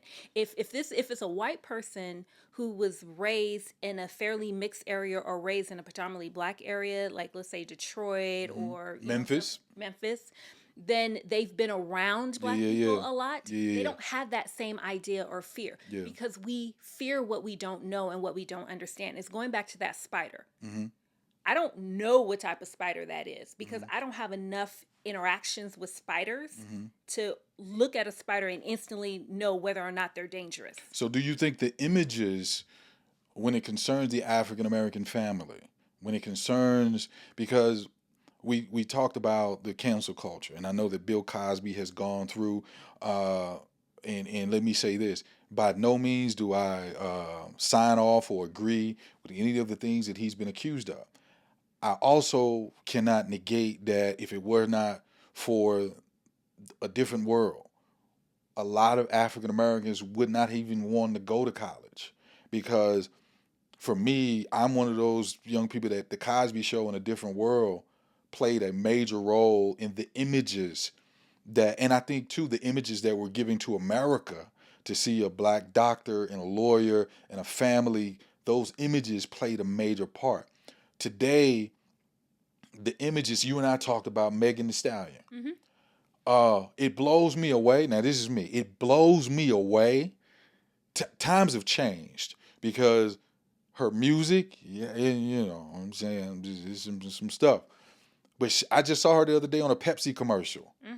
So it's those images to where you see this black woman, but she's everywhere. But it's also how, because going back to your whole monolithic thing, not only are black people multifaceted, but how we're viewed is multifaceted from different perspectives and different people. All people are not going to see us the same. So like Megan Thee Stallion, you have a particular kind of thought about her. Okay, I'm right? following. I'm following you. You have a thought about her. Yeah. And so your thought may be like, she's not very ladylike. Or Megan, I ain't. That's what she's saying. Okay. I ain't say Megan. Holla, you want to come on the show? Hey, I'm here. I'm what she said. And so I'm getting this impression. Her impression, Megan. I'm getting this impression by the comment you made about her lyrics or her music, and you're like, it's meaning that you feel like it's a little risque. The lyrics. Yes. Okay. Now. And the booty shaking. Right. Now. And the twerking. Exactly. And the bending over. And so for you, it comes across as maybe it's presenting or giving the image that black women are only good for sexual things of that nature, right? Okay, I don't. You. Okay. There's some truth in what you're saying. So. Okay. I see Megan Thee Stallion from a totally different perspective. Now, don't get me wrong. I do see some other female rappers from that perspective because I don't really Sexy Red and I mean some of them because I don't necessarily feel that they have the same artistic merit that Megan Thee Stallion has. Right. Now, Megan Thee Stallion, on the other hand, from my opinion, how I see her, business perspective, I see her as a brilliant businesswoman. Yeah. She She just graduated from college a second ago. in 2021. Yeah. And didn't have to go to college. Like Right. she She's already paid. She's got money. already had an established career Right. and went to school. So I have great respect for that. Also, when you listen to her lyrics, she is absolutely phenomenal when it comes to her ability to take lyrics and create images. And she's clever. And the lyrics that she has, there's double entendres, there's like all kinds of things that are going on that are really, really interesting. Not to mention, she's taken a male dominated industry that talks specifically about hoes and things and things of that nature, and she has flipped it around and say, I can do X, Y, and Z, and you can't do anything for me. The producer is saying something to me right now. So there's a video that we have to go to. We're going to come back, and there's a video. So we ask people, how do you see, and I got to do this. We want to play this video. Where do you think the black community is today? Let's check this out. I think that Black America specifically has made a lot of advances, a lot of strides here in this country in the last few decades. I think we've come a long way. I think we still have a long way to go, but definitely because of a lot of federal mandates, because of things such as diversity, equity, and inclusion, we now have more opportunities to have our voices heard, to be in spaces where we actually are able to have a voice and have a seat at the table. And not only that, but we're able to be decision makers a lot of times. So I think that, yes, we have made a lot of advances, but we still have a ways to go. So it's very important that we, as a race, continue to make sure that we are pushing to make changes here in this country, and that we continue to make sure that policymakers know that we have needs, we have ideas, we have things that our nation needs to support us on, and continue to help us to move forward. I feel like today, Black America as a whole is just like lost. I feel like as a culture we lost. I think there's a lot of influence on us through music, through media, through just a lot of outlets that have us thinking one way when we should be focused on something else. And that's not to say that everybody shouldn't be, or everybody should be focused on doing the same thing, or everybody should be going the same route, but it just, the type of unity that other cultures have, I feel like we don't have that right now. We may have had it before, but I feel like it's weaker now probably than it's ever been. And I think that hinders us, like individually and as a whole, because the more that we could come together and the more that we could put our heads together and take a step back to look at what is being done right now in, like, America is America, but you have Black America, you have white America, you have just America as a whole. Like, and even though America is so diverse, I feel like we still, as a culture, are maybe behind a lot of other cultures because of the fact that we are so heavily influenced from outside sources. So I feel like, if anything, that I would just say that we're lost right now. And that's not to say that we can't be found or be back together. I think it would take a lot of work, a lot of progress just on individuals to start putting more like focus on the future and what we want our future to look like, whether it's relating to politics, whether it's relating to the economy. Like, there's just so many aspects, but we have to be our own voice for ourselves, because nobody else is going to speak for us. And if we let other people speak for us, they're going to just do what's best for them, not necessarily what's best for us as a whole. All right, everybody, thank you for coming back. So with that video, and we wanted to, because Stacey and I, because we talking off camera too, we can talk forever, and I see that. So I had to make sure we get to the video. But we're going to get back to the images too, because we ain't done.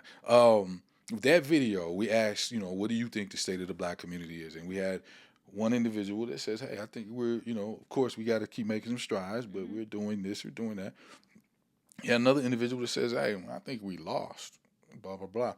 And even, once again, you helped me with this because the perspectives are different because it's a lot of background. One individual is in a position, they're doing, they're doing things that their grandfather and grandmother couldn't do 60 years ago, and they're in a different, older. yeah, Other person is younger and still in the midst of it. right. Um, And also take certain things for granted because they aren't as close to the struggle as maybe some of the older people. Kind of like what you were talking about earlier, that, like everybody knows Martin Luther King, but not everybody knows Sojourner Truth. So you have the younger generations that were not as exposed to the things that happen. And sometimes, the kids are like, oh, back in the 1900s, ha ha ha. But in reality, to them, the civil rights movement was like thousands of years ago. 1,000,000 years ago. Yeah. So to a person of our generation and older, I mean, technically, I was born in 1975. So I was born 2 or 3 years after the Loving court decision about interracial marriages. Yep. And so technically, had I been born earlier, I would have been born illegal. My parents would not have legally. That movie, there's a movie about that. Loving. Yeah. Okay. Yeah, so it's the court case that sets the precedence for allowing interracial marriages. Right. So for me, being born at a time that was close to that decision, it absolutely affects me.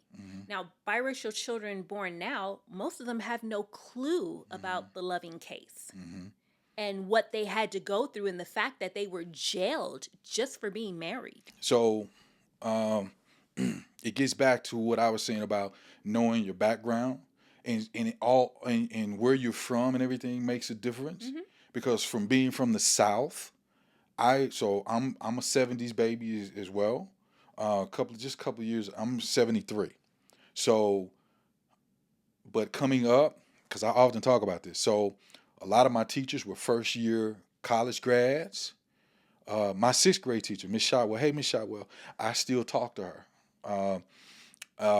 My teachers were a lot of first year college grads, and they had just come out of the civil rights movement. So I was taught different. I was told that I remember Stacey being raised and told it's your responsibility to be successful. That's right. And I was told this, and it's your response. Don't you let me see you out here acting a fool. Yep. Don't you make us, and I used to get that. Don't you make us look bad. Don't you make us look bad. So I was given, oh my gosh. So my professional career started in the juvenile court system in Memphis, Tennessee. I started at a place called Tall Trees. Tall Trees was a division of the juvenile court system in Memphis and was owned by CCA. At that time, it was Corrections Corporation of America. They've since changed their name. I remember this like it was yesterday. So I had just started working there. I'd only been working there for like a few months. And never forget this as long as I'm alive. We used to have the boys to gather to have a group talk. And I think it might have been 70, 80 boys. I will never forget this as long as I live. This was back in 93, I believe, 93, 94. And Stacey, I remember standing there. It was like my first month working there. And all of these boys in there. And I remember thinking to myself, we in trouble. Like literally I said this to myself. We in trouble. Because I saw a generation, and then too, by that time they had visiting day, and at the visiting day it was all grandmothers. There like no men, no dads, and it was an all-boy facility, and they believed the music. They believed everybody was a gangster. Like they believed it. So I tell people I'm from the hip hop generation. The difference for me though is that I had balance. So by the time NWA hit, but I had already heard about Dr. King and the civil rights. So yeah, I don't misunderstand now. I had my moments of NWA and hip hop. With that though, there was a that I say there's a I knew different. I knew other things. We've got a generation that's all they've ever known is that you're a gangster, whatever. And once again, we're not all monolithic. Mm-hmm. So there are those that, you know what I mean? Mm-hmm. So, but I remember Stacey being in the juvenile court system like, man, this is something serious. And I guess the question I would have would Sure. be, how much of that do we blame on the media, Mm-hmm. and how much of that do we blame on the family? And so here's why I say this. Mm-hmm. Because you're going to have individuals that see Megan the Stallion Mm-hmm. and say, "Oh, I want to be just like her, and I'm out here in the club twerking and making it pop and everything like that." Where there's other individuals that see Megan the Stallion and we think, "Wow, that is an incredibly talented, powerful individual." Mm-hmm. Because there's so many ways to look. There's no right or wrong. That's really what it comes down to. There is no right or wrong. There's so many different ways to look at things. And so just because I see something differently doesn't mean I'm right, or vice versa. Just like with Master P and Jay-Z. For me, I don't really see Jay's music as much as I see his entrepreneurship. Master P, if I'm not mistaken, he got like $5,000. Somebody passed, left him $5,000. He turned $5,000 into a multi-million-dollar company. So I Yeah. think, But even in imagery, I mean, if Sure. you think about it, one of the biggest complaints about Megan Thee Stallion, I know I keep going back to No, her, no, but one no, of the that's biggest the point of complaints reference. is that she's unladylike. right? And another way of looking at it is that maybe she's challenging the patriotic idea of what a woman should be. Mm-hmm.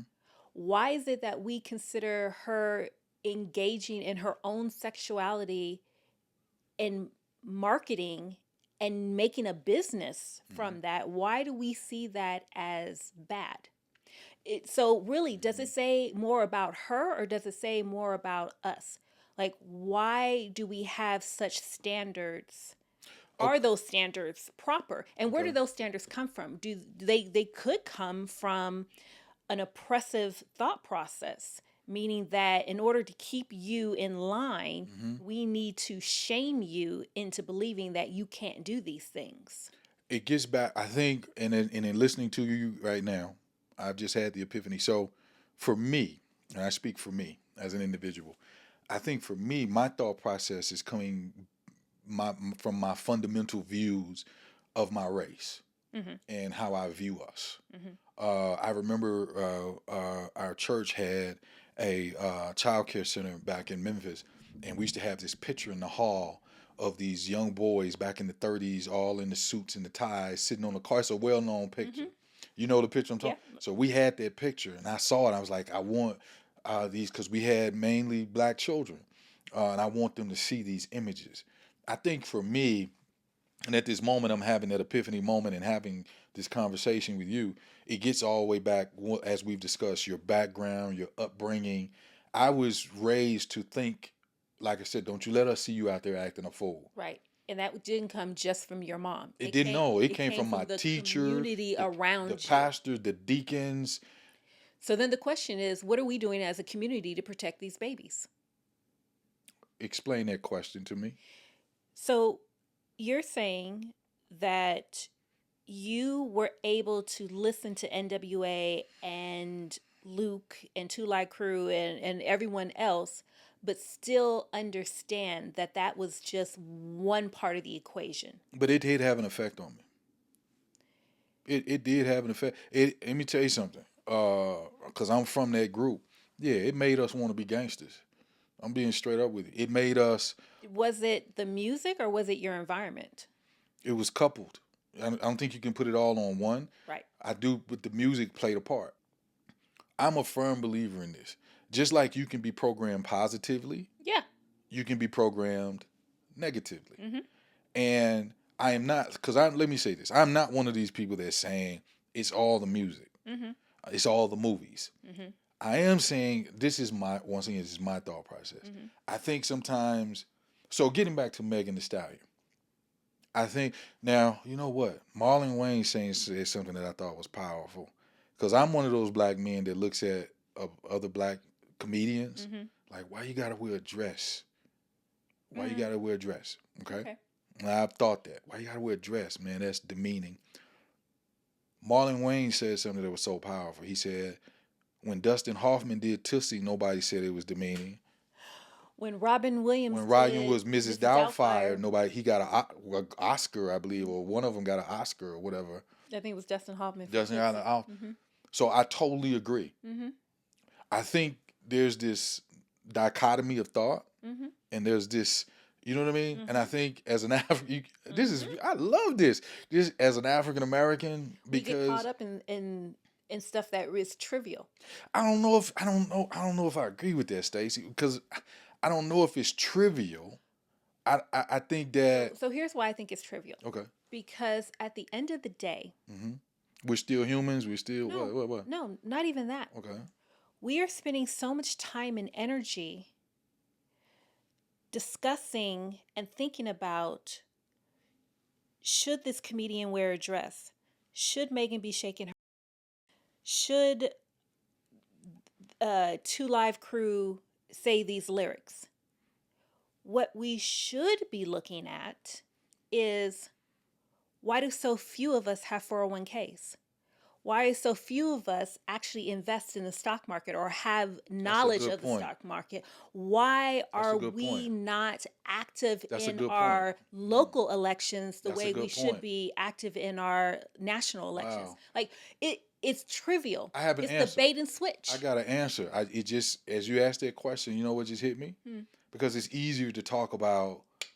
It's easier. It's the bait and switch. And it's easier for us. So one of the points that I even have for myself to talk about at the end, and I know your schedule and everything, I don't want to hold you forever. I think we have to be careful even with podcast, social media, because I think we, in our community, I think we talk more than we do in our community. I want everybody watching this podcast to know this. And I've given you the vision of what I want to do. This is bigger than me sitting here talking. Let me be clear.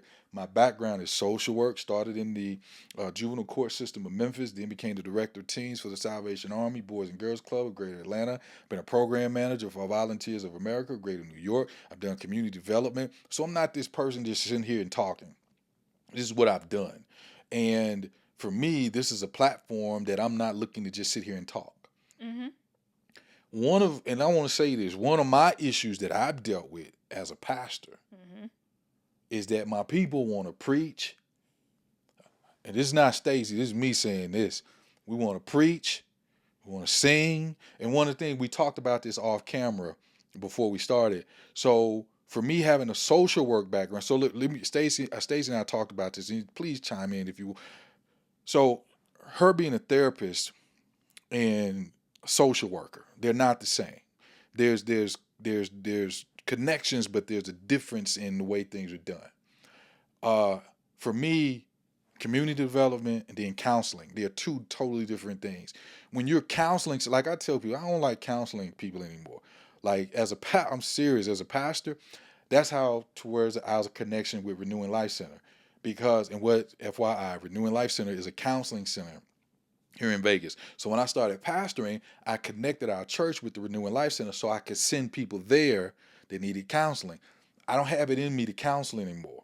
Because I'm one of them people, you want to counsel, you coughing, hey man, quit smoking. Okay, good, next session. We ain't got to, because in counseling, you know this, is we're going to talk for an hour, and I'm going to talk to you about why are you smoking, your background, did you think about another way? That's counseling. So counseling is not necessarily just bam in your face, here's the answer.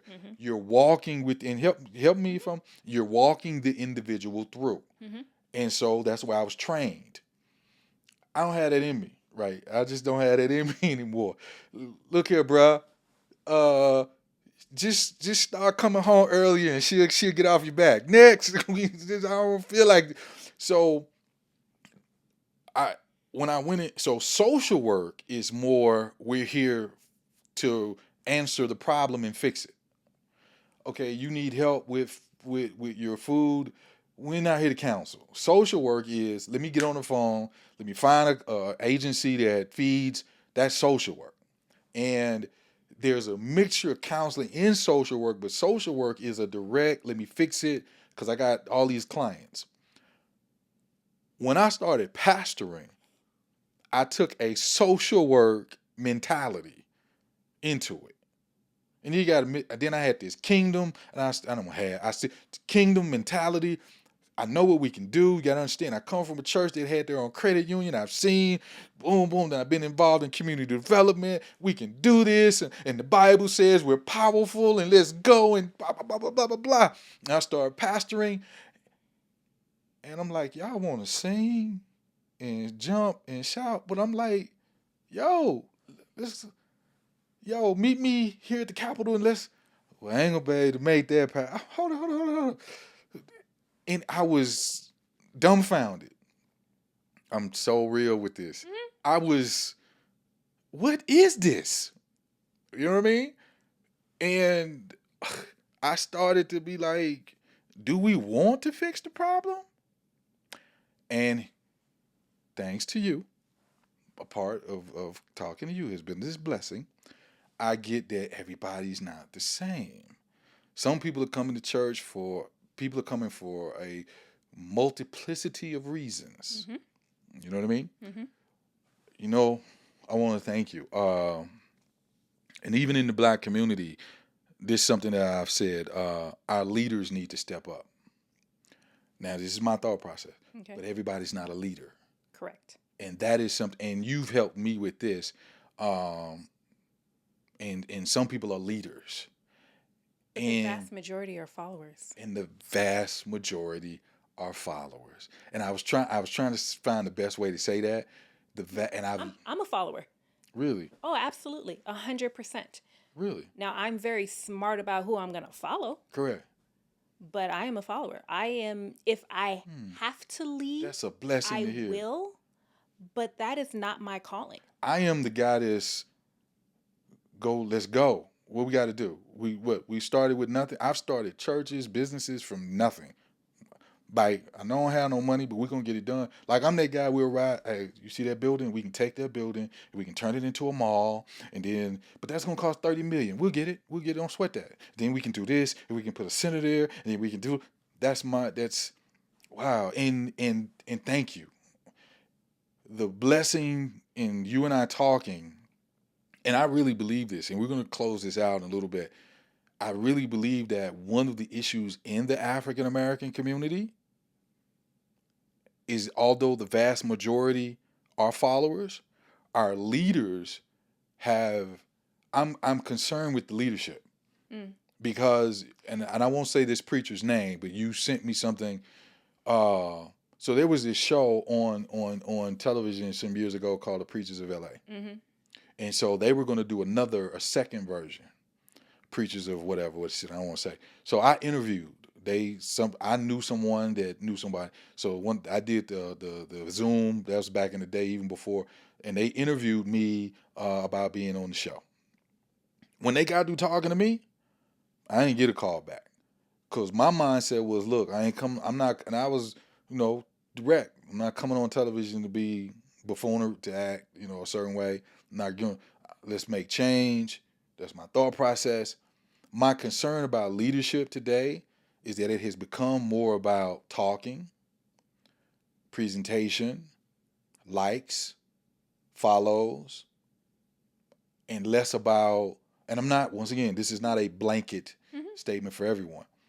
And I do believe, this is my personal opinion, I do believe that has played a role in the African American community because I lived in ATL for 10 years. Loved ATL. I love ATL.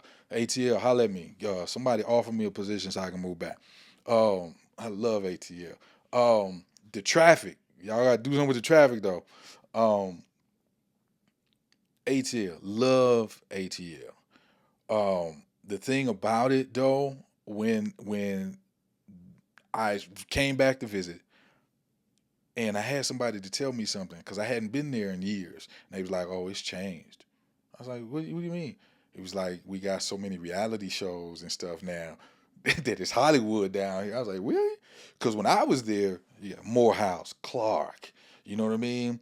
What was it Morris Brown? Yeah, education, and so I'm in the '90s though, and this individual was telling me, man, and I'm starting to see my concern, Stacey. Help me out. The concern even with our leadership, and I won't say we have to be careful where leadership now is more about who's the most upfront and less about who's the most getting things done. That is because what a lot of people don't know about Dr. King. First of all, this man received the Nobel Peace Prize, and I think the award was $1 million. I don't know. I don't want to butcher the number. But it was a large amount of money. He gave all the money back to the movement. Mm-hmm. Come on, man. Come on. Come on. Seriously, that'd be hard for me. Yeah, let me get to know, Frederick, we're going to give you $1 million. Y'all you want to give me how much back? to the one?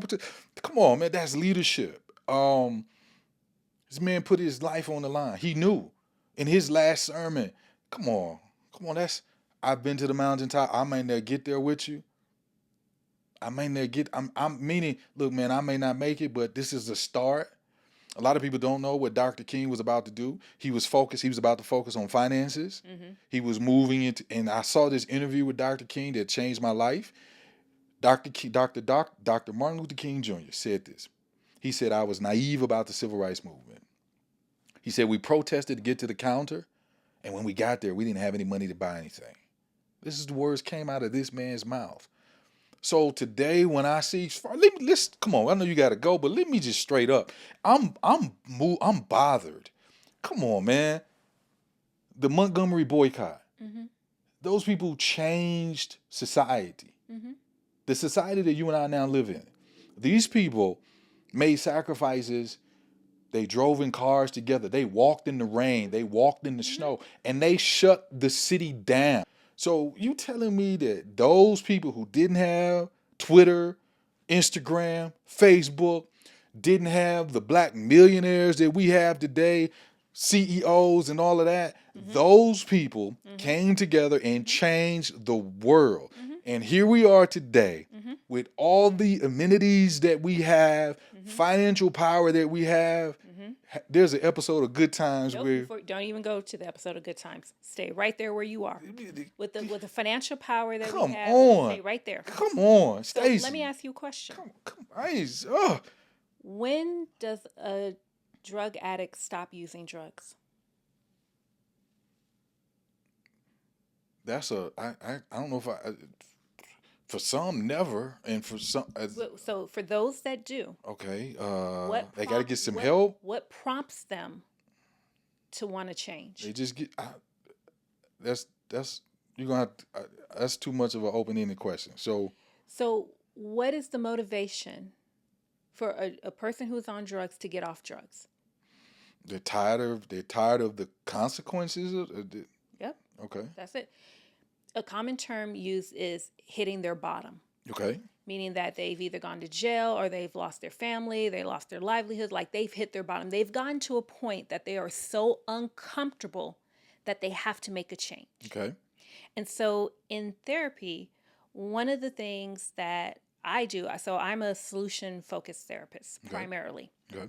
And one of the things that I do is that I push clients into becoming uncomfortable. So I challenge their thought process. Okay. I love doing that with people too. Absolutely. So when and everybody doesn't like it. No, a lot of people don't like it. No, they don't like it. And so I'm very open. Yeah. If that's not for you, I may not be your therapist. I may not be your therapist. I love you for that.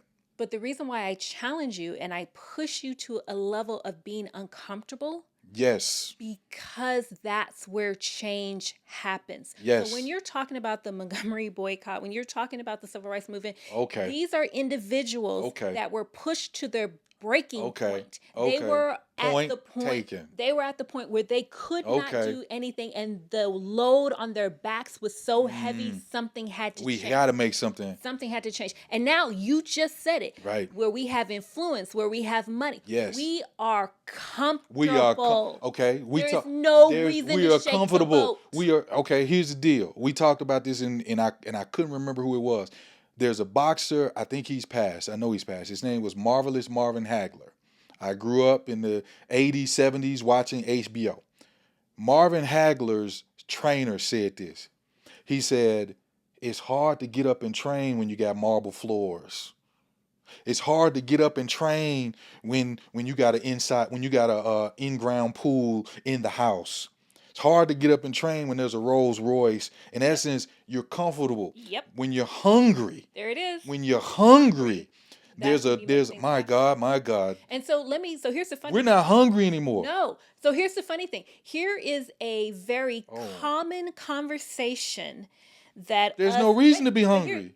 a common conversation for us upward Black people. So me and my husband are college educated. Our friends are college educated. We all have our little tribe and community.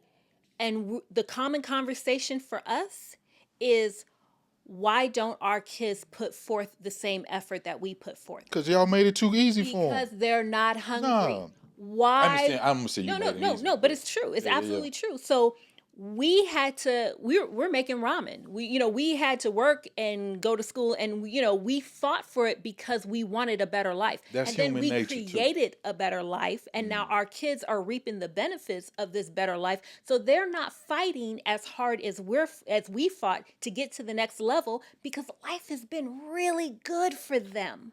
Was it Dr. King that says this? Again, the quote, when your oppressor is in front of you, it's easier. That wasn't Dr. King, because it was somebody, I forget who it was, I'm not putting this on a race of people. I'm saying that, but in the 60s, But people in general, if you have nothing to fight for, what are you fighting for? in the 60s, you had a cross burning in your yard. In the 60s, someone was getting hung. Exactly. In the 60s, Emmett Till, if you whistled at Yes. the wrong person, you could be killed. Yes. You couldn't get a job. You couldn't vote. So now we've got all these amenities. And you know something else I thought about, Stacey? And it has been, the other day I said to myself, it used to be when a Black person was murdered, not by, I'm not even talking about police yet. I got to that. When we killed each other, it was more of a, did you hear? Now it's like commonplace. You're desensitized. We're desensitized. Well, what was it? This past In week? Atlanta. No, this past week, the school shooting. Yeah, in Atlanta. We've had, Appalachian. They had one in Atlanta. Did they? See, I didn't even know about that. That's how many school shootings No, there they are. just had one in Atlanta. That's how many school I shootings. think 2 students and 2 teachers were killed in Atlanta. I thought that was Appalachian. No, it was Atlanta. Okay. Georgia. So we've already had 75 this year. So in essence, wow, That's what I'm saying. It's I've just had my desensitization. epiphany moment. So in essence, what you're saying that in the African American community, in the Black community, there's really no reason to push. Yeah. Something else that concerns me, I'm hearing, and here's something else we got to be careful of. Mm-hmm. And they're talking about, we're going to get it set up, you don't have to have a degree to get a job. Okay. And here's my concern about that. That's cool.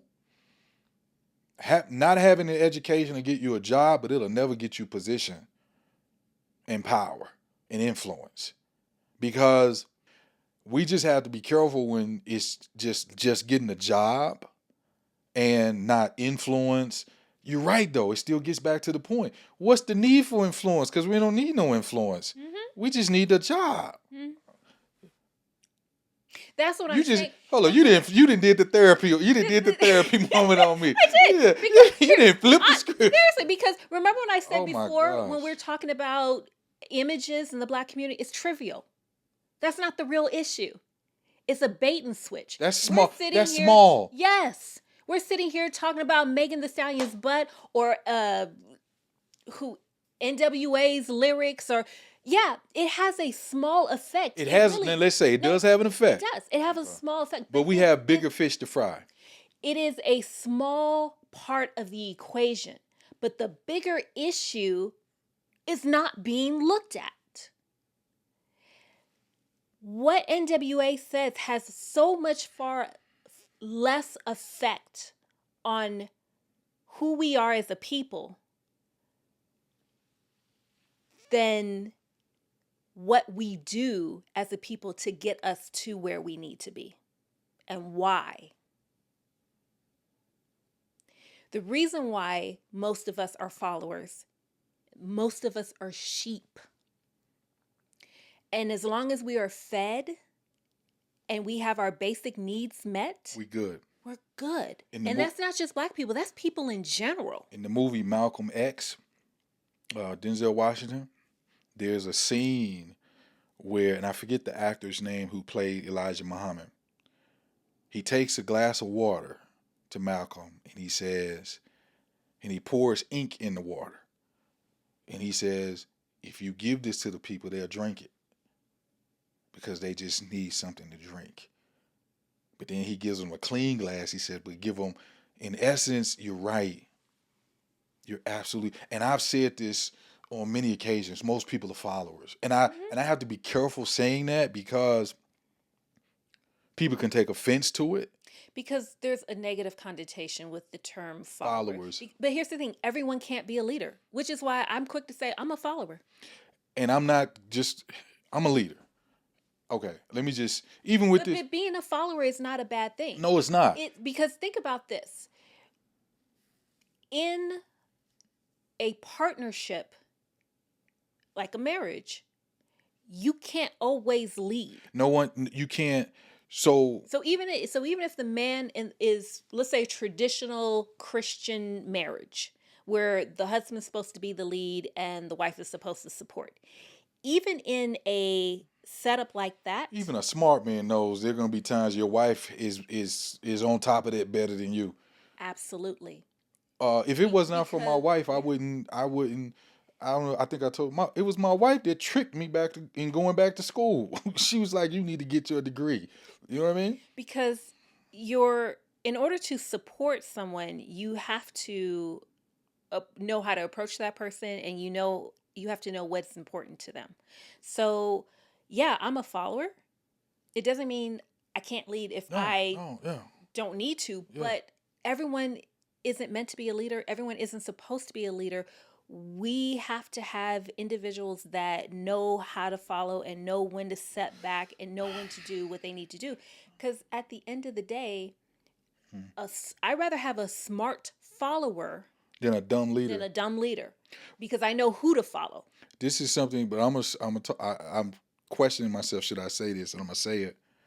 You and I said this off camera last time you were here, and you said something to me that I needed to hear. It's been difficult for me. Leading has been, and I'm gonna say this, in the black community, leading has been difficult because, and I think this will lead into the last couple of points, and I'm gonna get you out of here. I didn't know it would be this difficult to lead. I will say I was naive with leadership because in my mind, if I'm doing something good, if I'm starting childcare centers, if I'm starting schools, why would you just not get on board with that? And that was hard for me. It's beyond hard for me. I couldn't understand it. That if I'm doing something good in our community, why would you fight me? Like literally, who was it? I was just watching a video. Shannon Sharp said something that I thought was so powerful. He said, there are people that if they can't lead, they'll crash the plane. If I can't be the one in charge, right, we're going to crash. So then why are we trying to create a generation of leaders? Who are they leading? We have to create smart followers. And the leaders, but I do think we need to do both. Would you not say? Because if there are no leaders, who? But okay. So, if you have a group, right? How many leaders do you need? One. Okay. How many followers do you need? Really? One. So, No, I mean, you need, in a group. Yeah, you need, yeah. but at the very least, one. At You the have to have very at least least, one leader, one of one each. follower, right? Right. So, if we're focusing on trying to make everybody leaders, I totally disagree with, no, not go with, ahead. not your point. I totally agree with you. I disagree with that mindset. But that's what I'm saying. Yeah. Again, it's the bait and switch. Right. It's Why? manipulation too. Yes. It's Because if yes. everyone is trying Yes. to be a leader, Yes. nobody is following anyone. So how are we Yes. immobilizing? We're not, and I know of churches where everybody in there is a preacher. I'm like, really? Everybody's a preacher? And it's a manipulative tool. It's I am somebody. I am It somebody. goes right back to So if I can have give to you, be special. if I can give you a position, if I can give you a title, and you know what, Stacey, and my God, I know you got to come back. For me as a person, Grandma used to say, common sense is not common. No, it's not. It's anything but. It's anything but. And I used to look at people like, how y'all getting played like this? How y'all, something hit me too that I've learned. Because as a leader, you get lied on. And I've learned this too. I ain't really moved by the person that's lying on me. I'm watching the people that's believing the lie. Like, you supposed to know me. And I've been shocked at how quick people can change. Like, you've been around me. You know what I did for this organization. I gave my blood, sweat, and tears. You mean somebody can come in and you can change? And it's been mind-boggling to me, Stacey. It gets back to the point that I was about to say. You said something to me that it's been difficult, but I needed to hear, and I hope somebody else gets this too. You looked me in my eye, and you basically told me you're a leader. But then it's what you said. You said, you're acting like this is common. And you're right. Because in my mind, should we all not see this? Don't we all see this? No. And you remember the conversation, and you looked at me and you were like, you act like this is commonplace. And it's not. And I told you the next day I'm riding around dazed out, like I'm going through what you said. I'm like, I get what I think what she's because, and I don't really want to say this now, but I'm going to say this. I think this will be a blessing for somebody. It's been difficult for me to accept being a leader, and that's been because I don't care how strong you are, you get tired of the hits. That's basically been the thing for me. You just get tired of the hits. And something you said, especially when you're a pastor, it is the loneliest. Because you are expected to be above all reproach. You're expected. I can't sneeze. Yeah. And what's amazing to me, I used to say this all the time where it used to blow me away. You heard something about me. I know what you did. I was there in court. Your Honor, could you show some leniency? I'll vouch for him. And I'm with you 100%. And I'm loving you. And I'm with you. Heard something about me. And you changed. And it's just been like, this is the loneliest, phoniest, because you don't know who's around you. And I'm one of those people, if I don't like you, you got to worry about me being around you. Hey, man, good to see. No, I got to go. I'm like that. I'm that guy. I'm not getting ready to eat with you. Because to me, that's phony. Yeah. And that's being a hypocrite. You know what I mean? We talk about the hypocrisy, but there's lines that I draw. Oh, absolutely. Now, if I'm trying to get to know you, that's one thing. But I'm not the person that's going to be around you and talk about you. To me, that's a violation. That's fake. That's the weakest. And as a pastor, you deal with that 24/7. People go out to eat with you while they talk about you. People hang with you while they talk about you. And you know what, as a pastor, is a trick that I learned? You know who I listen to the most? People's children. Because they're honest. And they would tell you, oh, they were at home talking about you, and oh, really? You know what I mean? But at this moment, That's why Black people can't go to therapy now, because we always teach our children, don't be talking about. Don't you talk about our stuff. Our business what we say at home. Don't you say that outside of home. It was a trick that I learned as a pastor. I just politely sit there and let the little baby talk. They tell you everything you needed to know. I am so grateful for this moment. and I am honored that you granted me this opportunity. I hope and pray that people have listened to this in its entirety, because the information that you have said and we have discussed is life changing. And you are absolutely right that in our community, we are so comfortable that there is no reason. And what you may there's is it apathy? Apathy is the worst. I think I told you, young man I saw yesterday, and he asked me. He said he's going to school, and he said, "What's one piece of advice you would give me?" I told him, "Stay focused." Even for me, I have to get on. I have to. God has blessed us, and we're okay. And you have to. And then too, I'm far removed from some things where I live now, and I have to keep. We all do. I have to keep my ear to what's happening. I keep my ear to what's going on in the community, so I can know what's happening, so it can keep me involved and relevant to the community, because you can begin to become. And you know what? And I think this is what has happened with a lot of us. We're far removed from it now, We're lost in the middle. and it doesn't affect us. Right.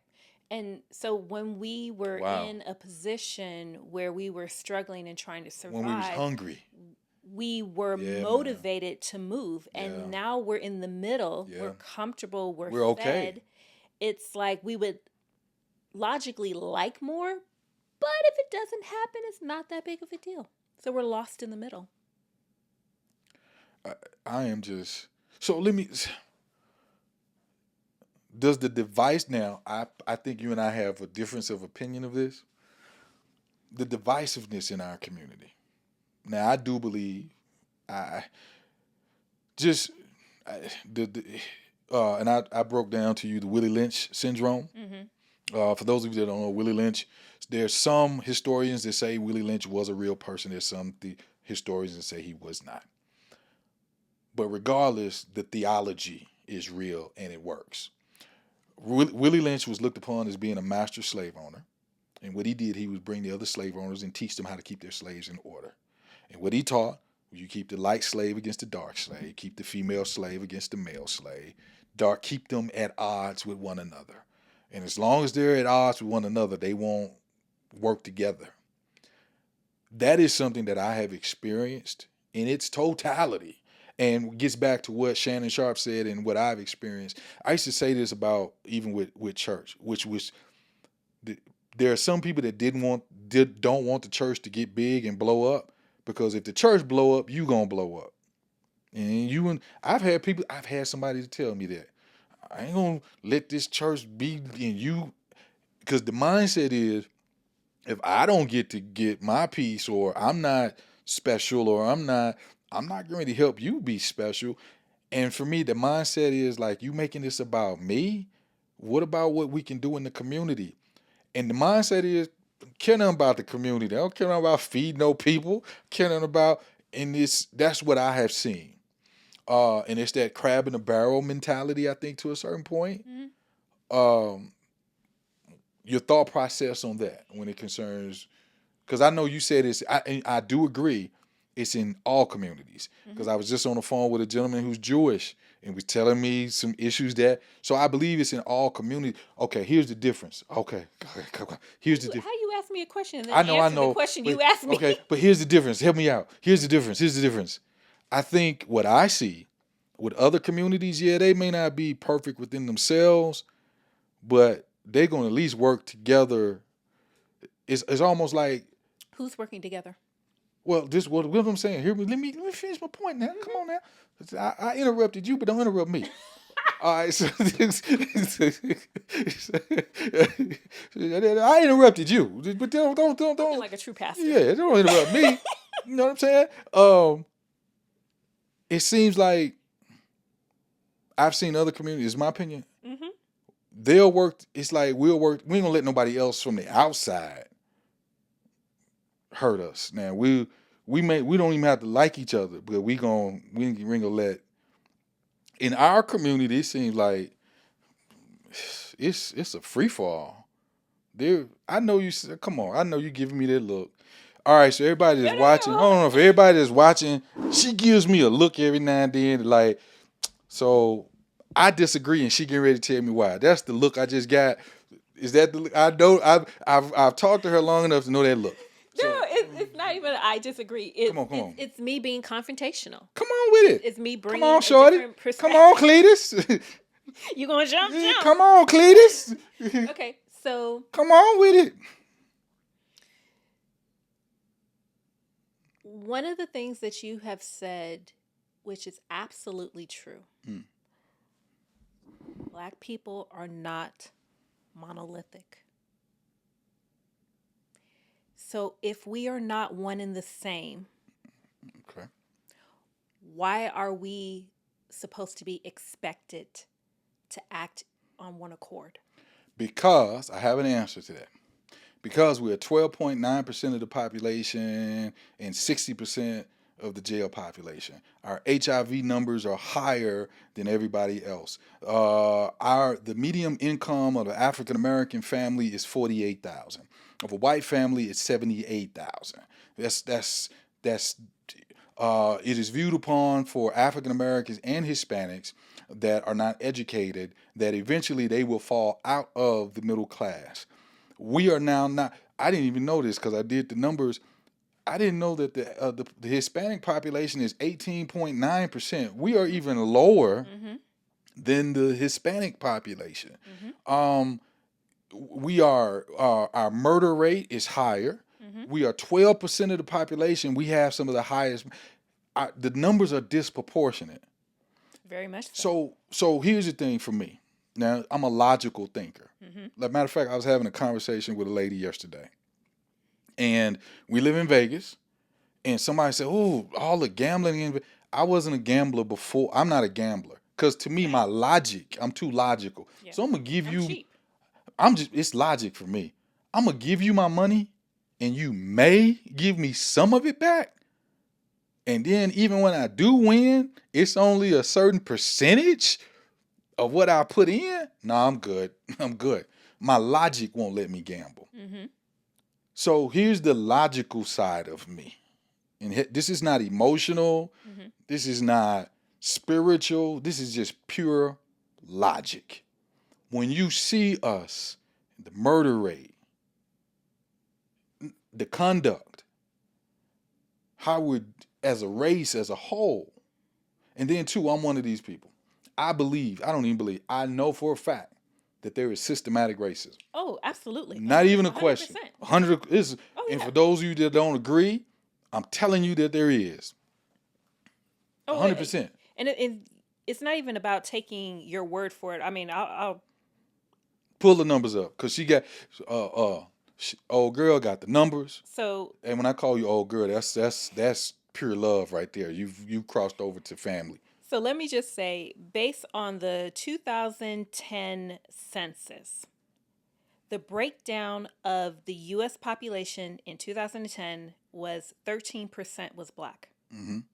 However, the percentage of the U.S. incarceration rate, 40% Black. Here's the interesting part. Now, that was through prison policies.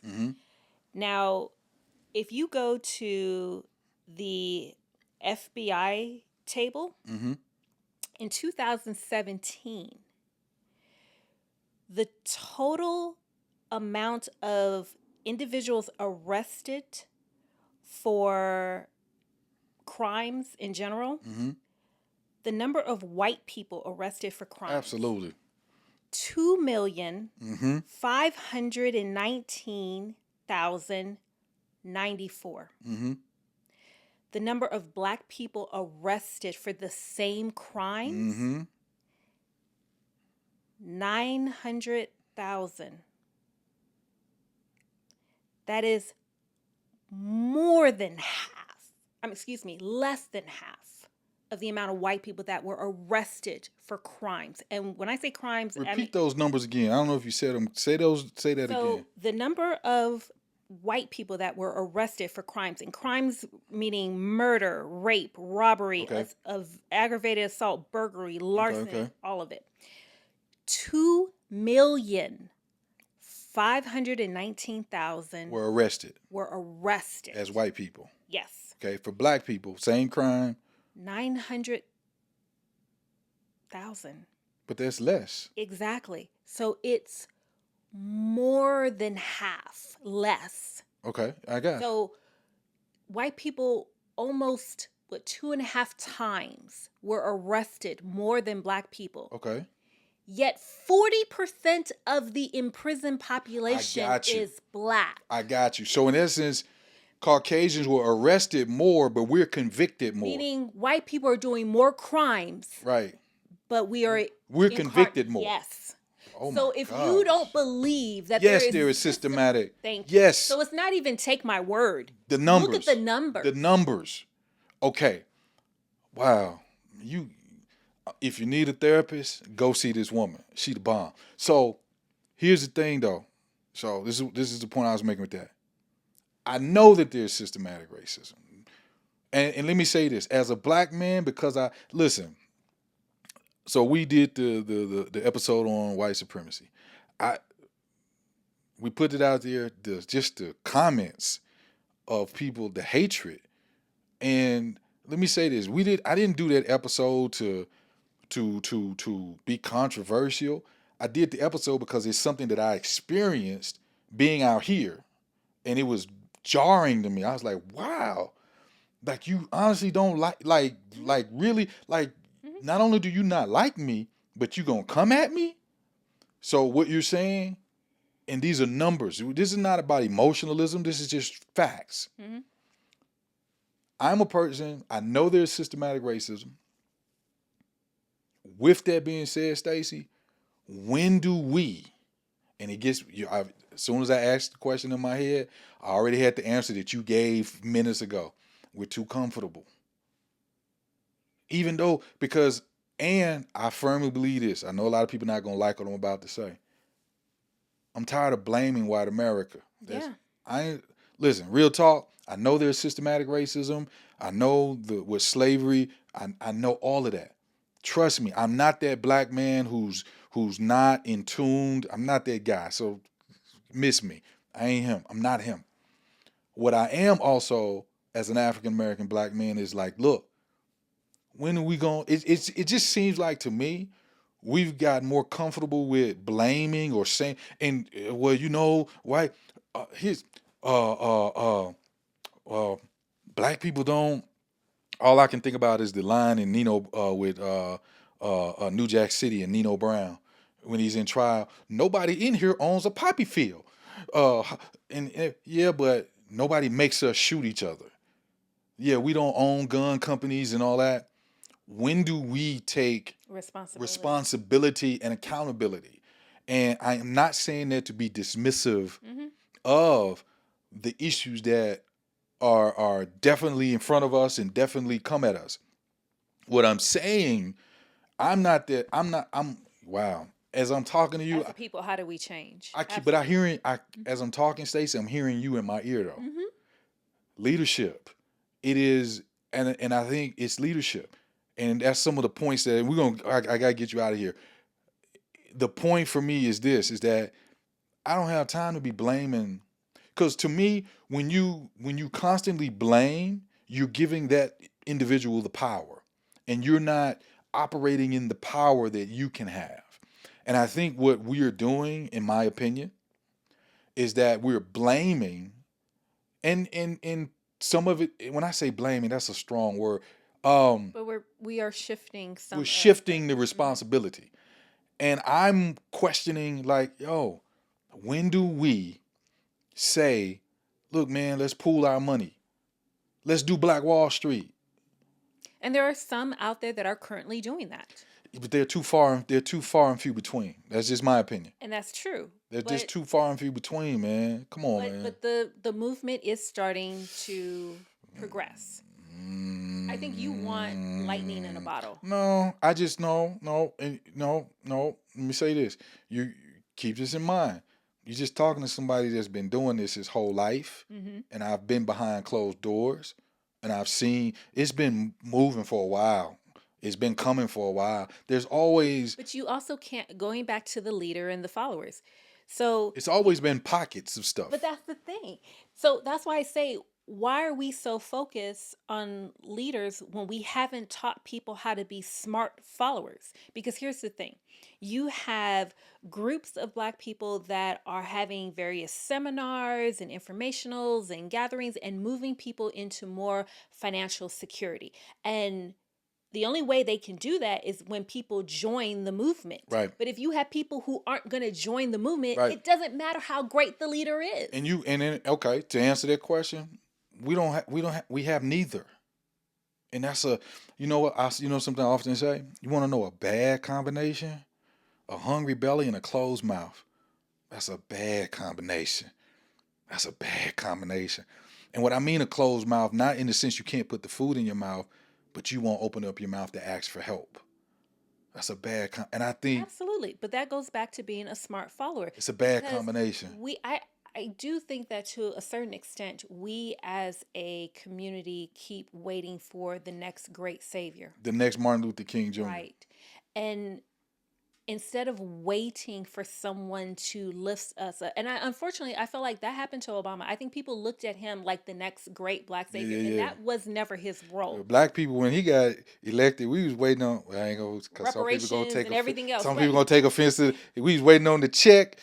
But Brother, that's the everybody getting ready to get a Benz. But that's the whole thing. It's like yeah. it doesn't really matter how wonderful or charismatic somebody is if there's not enough of us to support that person. Now we're gonna close out because it's a whole different. When it concerns Obama, that's just my thought process. First of all, he was the president. Correct. He could not be the Black president. No. He was the president to America. Agreed. That's number one. Agreed. Now let's just say if he was that he was him, that black guy, man, Obama could have said, all right, y'all, I need all Black people to go out tomorrow and clean the neighborhood. Man, Black people these would have been the cleanest neighborhoods in America. I'm saying what I'm getting at. He had influence. He had that much influence. Mm-hmm. He had that much influence. So I would like to see those with influence. But remember, we can't expect those with influence to Yeah. put forth our agenda. All right. Because if you're in a position You keep slapping me in the face, man. because You slapping me in the face. I mean, you ain't doing it nicely either. You like on the movie, spat in the backhand, spat. because I'm You confrontational. just hitting me. You just hitting me. We in my hood we say you hitting them like a hammer. You hitting them like a hammer. Okay, point. Listen. And notice, and that's why confrontational is not a bad word. Like No. I'm not being disrespectful. No. But I am confrontational. No, and because let I me- want people to think from various point of views. And keep in mind, just because I say something doesn't mean that I think I'm right. I'm just bringing another perspective. And you know what? And we're gonna with this. I hope somebody hears this. This is me.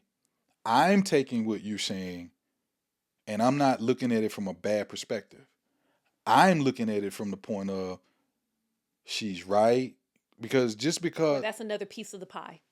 no, man, I ain't said nothing about no pie. Could I please finish my point?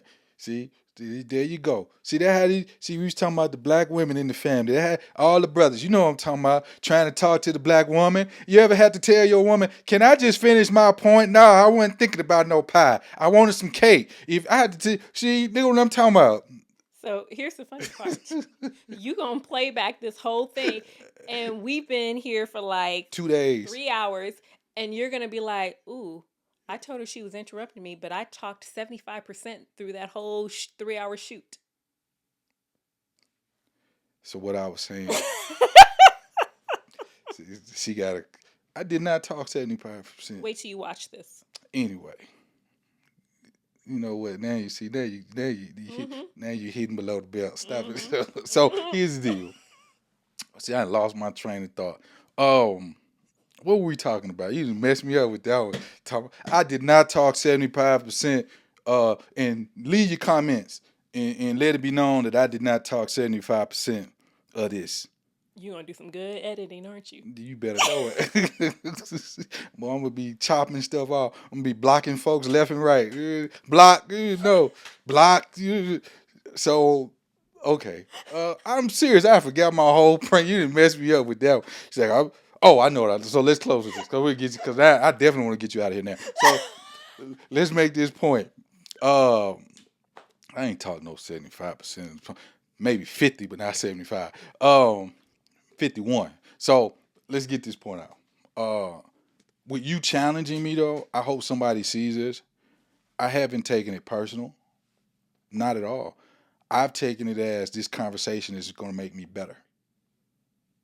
Period. Period. That's the way I've taken this conversation. It's going to make me better. What you said to me, I've looked at it. What I agreed with, I agreed with. What I wasn't sure about, let me think about. But from the gist of the conversation, it has been for me. Hey, what I've gotten out of this, for me, all of these things we talked about may be valid, but bottom line, what are you doing? That's for me. The point, yeah, racism and yeah, our people, we need to do this and we divided and we need leaders, okay. But when it's all said and done, Frederick Cager, what are you doing? What's your role? Doesn't mean you can't identify the problem, but when it's all said and done, though, or you know what I tell people? Make sure you don't become what you despise. So for me, that's what I've gotten out of this, and I hope and pray that somebody else gets this, to whereas they able to have conversations with people that may challenge them, and they don't take it personal, because. And I'm gonna look directly in the camera what I'm about to say, because there are people that I loved. I don't say loved, that I love, and I know, and I've challenged you, or there are times I've challenged people, and instead of people taking the challenge, we don't talk no more. We can't be cool. Why? Because I challenged you. And with love, maybe those some people that I just don't need to be in my circle anyway, because I want people that I can have this type of dialogue with, and we challenge each other's thought process. And that's why critical conversations is going to be so important, because I really do think when we look at how are we going to move the Black community forward, Yeah. I think being able to challenge our ideas, our preconceived notions, and our perspectives with one another, and challenging is an opportunity for growth. Right. And if we don't accept being challenged, if we're not willing to look at ourselves and take a true evaluation of our blind spots, how are we going to grow and get better? Absolutely. As a whole. As we close, just what would you say? How can we improve things? And you may have just said it. But just to reiterate, what would you say? Just to how and I think the point that you just made is powerful, and maybe that's the point you want to make. What would you say? I would definitely say there's no silver bullet. Right. There's not one thing that's going to fix everything that we are struggling with as a community and as a nation. But what is going to hold us back is not being open to new ideas, being so firm in our thoughts and our ideas and our beliefs that we separate ourselves from each other. The decisiveness, or not decisiveness, but the division that you spoke about earlier, a lot of that comes from the fact that I can't be right if you're right. Right. You have to be wrong in order for me to be right. Or I've got to tear you down to build me up. Exactly. I hate that. And that's the whole thing, is that being able to bring something to the table, being able to have a potluck of ideas. Right. Like, we don't all have to eat steak. You can have a wonderful conversation with different ideas, different viewpoints. That's how we get better. I had a brother told me that. He's like, I had a brother that told me that. He said, the problem with many of us, we get mad because I'm eating chicken and you eating steak. And then the guy that got fish mad at the guy that's eating chicken. when we fail to realize we all eating. That's exactly it. We all eating. And just to be able to have these conversations and then take stock and be willing to evaluate yourself internally, like to look at who you are. Like one of the things you said earlier was you have kind of like secret shoppers that came to the church, and someone said, "Why do you look that way?" And you didn't just dismiss his comment. You looked and was like, huh, I didn't realize I was presenting It's a blind that way. spot. Yes, it's a blind spot. Let me reassess and reevaluate, be more mindful of my facial expressions, be more mindful of my delivery, be more mindful of things that I wasn't currently aware of. One of the things that I do with my daughter, and it's not to say that my daughter gets to decide how I parent her, but one of the things I do is periodically I will That's give. how I'm doing? Yeah, Yes. periodically I'll take a report card from her. I was like, Yes. hey, okay, from 1 to 10, I do the same thing. how would you rate me as a mom? Yes. She gives me a number and I say, okay, that's powerful. what area do you think I've been doing really well in? Okay, well, you've been doing really well with this. What area do you think I could improve in? Well, I think you could be a little bit more willing to listen to me when I bring up these certain situations. That is powerful. Because it goes back to being intentional. If my intention is to raise a healthy, well-adjusted adult, I can't just decide what she needs as a person. She's my audience. She's my clientele. So I need to find out, are my methods working? Are they helping you? Are they hindering you? Do you feel loved? Do you feel supported? Do you feel challenged? Do you feel encouraged? I can't make those decisions for her. I need to ask her and adjust my parenting to what I'm trying to achieve. So it's not every month. Maybe it's like once or twice a year. Maybe it's once a year. But I get feedback. That's powerful. And after that 3-minute and 75-minute soliloquy, we're up to 60-40. So I'm talking about 75. We at 60-40 there. So, well, you know what? First of all, again, thank you. And I mean it with all sincerity. This has been mind-blowing. I hope somebody's watched this. And in closing, I would say, because I had 3 things I was going to say to help our community, but in talking to you, possibly down to 2 now. And the 2 I would say is, I think we've got to be we got to acknowledge where we are as a community. I think the mentality, the old school mentality, we don't air our dirty laundry. Our dirty laundry is aired. It's aired on the news every day. It's aired on the radio every day. Mm-hmm. It's aired on the radio. It's music. So we've got to get out of that point, that mindset. I think we've got to acknowledge where we are as a community. We have to. Mm-hmm. And I believe that just because you make $1 million a year, you can't forget who your community that you're connected to, even if they're not your immediate community. You have to look at your race from a holistic perspective. That's just my opinion. But it's back to the acknowledgement. You got to acknowledge. And I think the next thing that I would say, there has to be action. Something you said earlier in the previous time we met, you was like, the church has to have a call to action. And you made that point that we just can't sing and we got to have action. And I believe that we've got to have action. And action, and something I've learned, action may not be you change the world. Action can be you changing your community. You can, whatever that gets, have the action part. I just think we got to be careful that we're more about podcasting, preaching, and singing, and less about change. And that doesn't mean all of this is not a part of change. Let's just make sure there's some action involved. And I'm just, firm on that. Well, once again, Stacey, thank you. Thank you for having me. I can't even tell you. To all of you that are watching, I pray and hope that something has been said. And like we talked about the state of the Black community, let me say this also. There's a scripture. And once again, man, this is not a religious podcast. You got to understand that book changed my life. So it's in me. There's a scripture in the Bible that says, open rebuke is better than love concealed.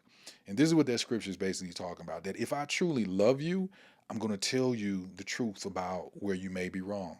Love is not sitting here and watch you drive off a cliff. You can't tell me you love me and I'm on my way to an interview and I've got ketchup on my shirt, but you don't tell me. No, tell me before I go into the interview, because I need to look my best. I need to be my best. What Stacey has said, which I totally agree with, that we've got to be at a point that we can take constructive criticism. And of course, you take it from the people that love you, but I've also learned that even for the people that say some things that you may not want to hear, listen and dissect. And if it's not, there's an old saying, you chew the meat and spit out the bones. If it's not true, then you move forward. But let's all continue to grow. Let's continue to learn. And let's continue to be the absolute best that we've been chosen and called to be. God bless you all. And please do not forget, get out the cage. We'll see you next time.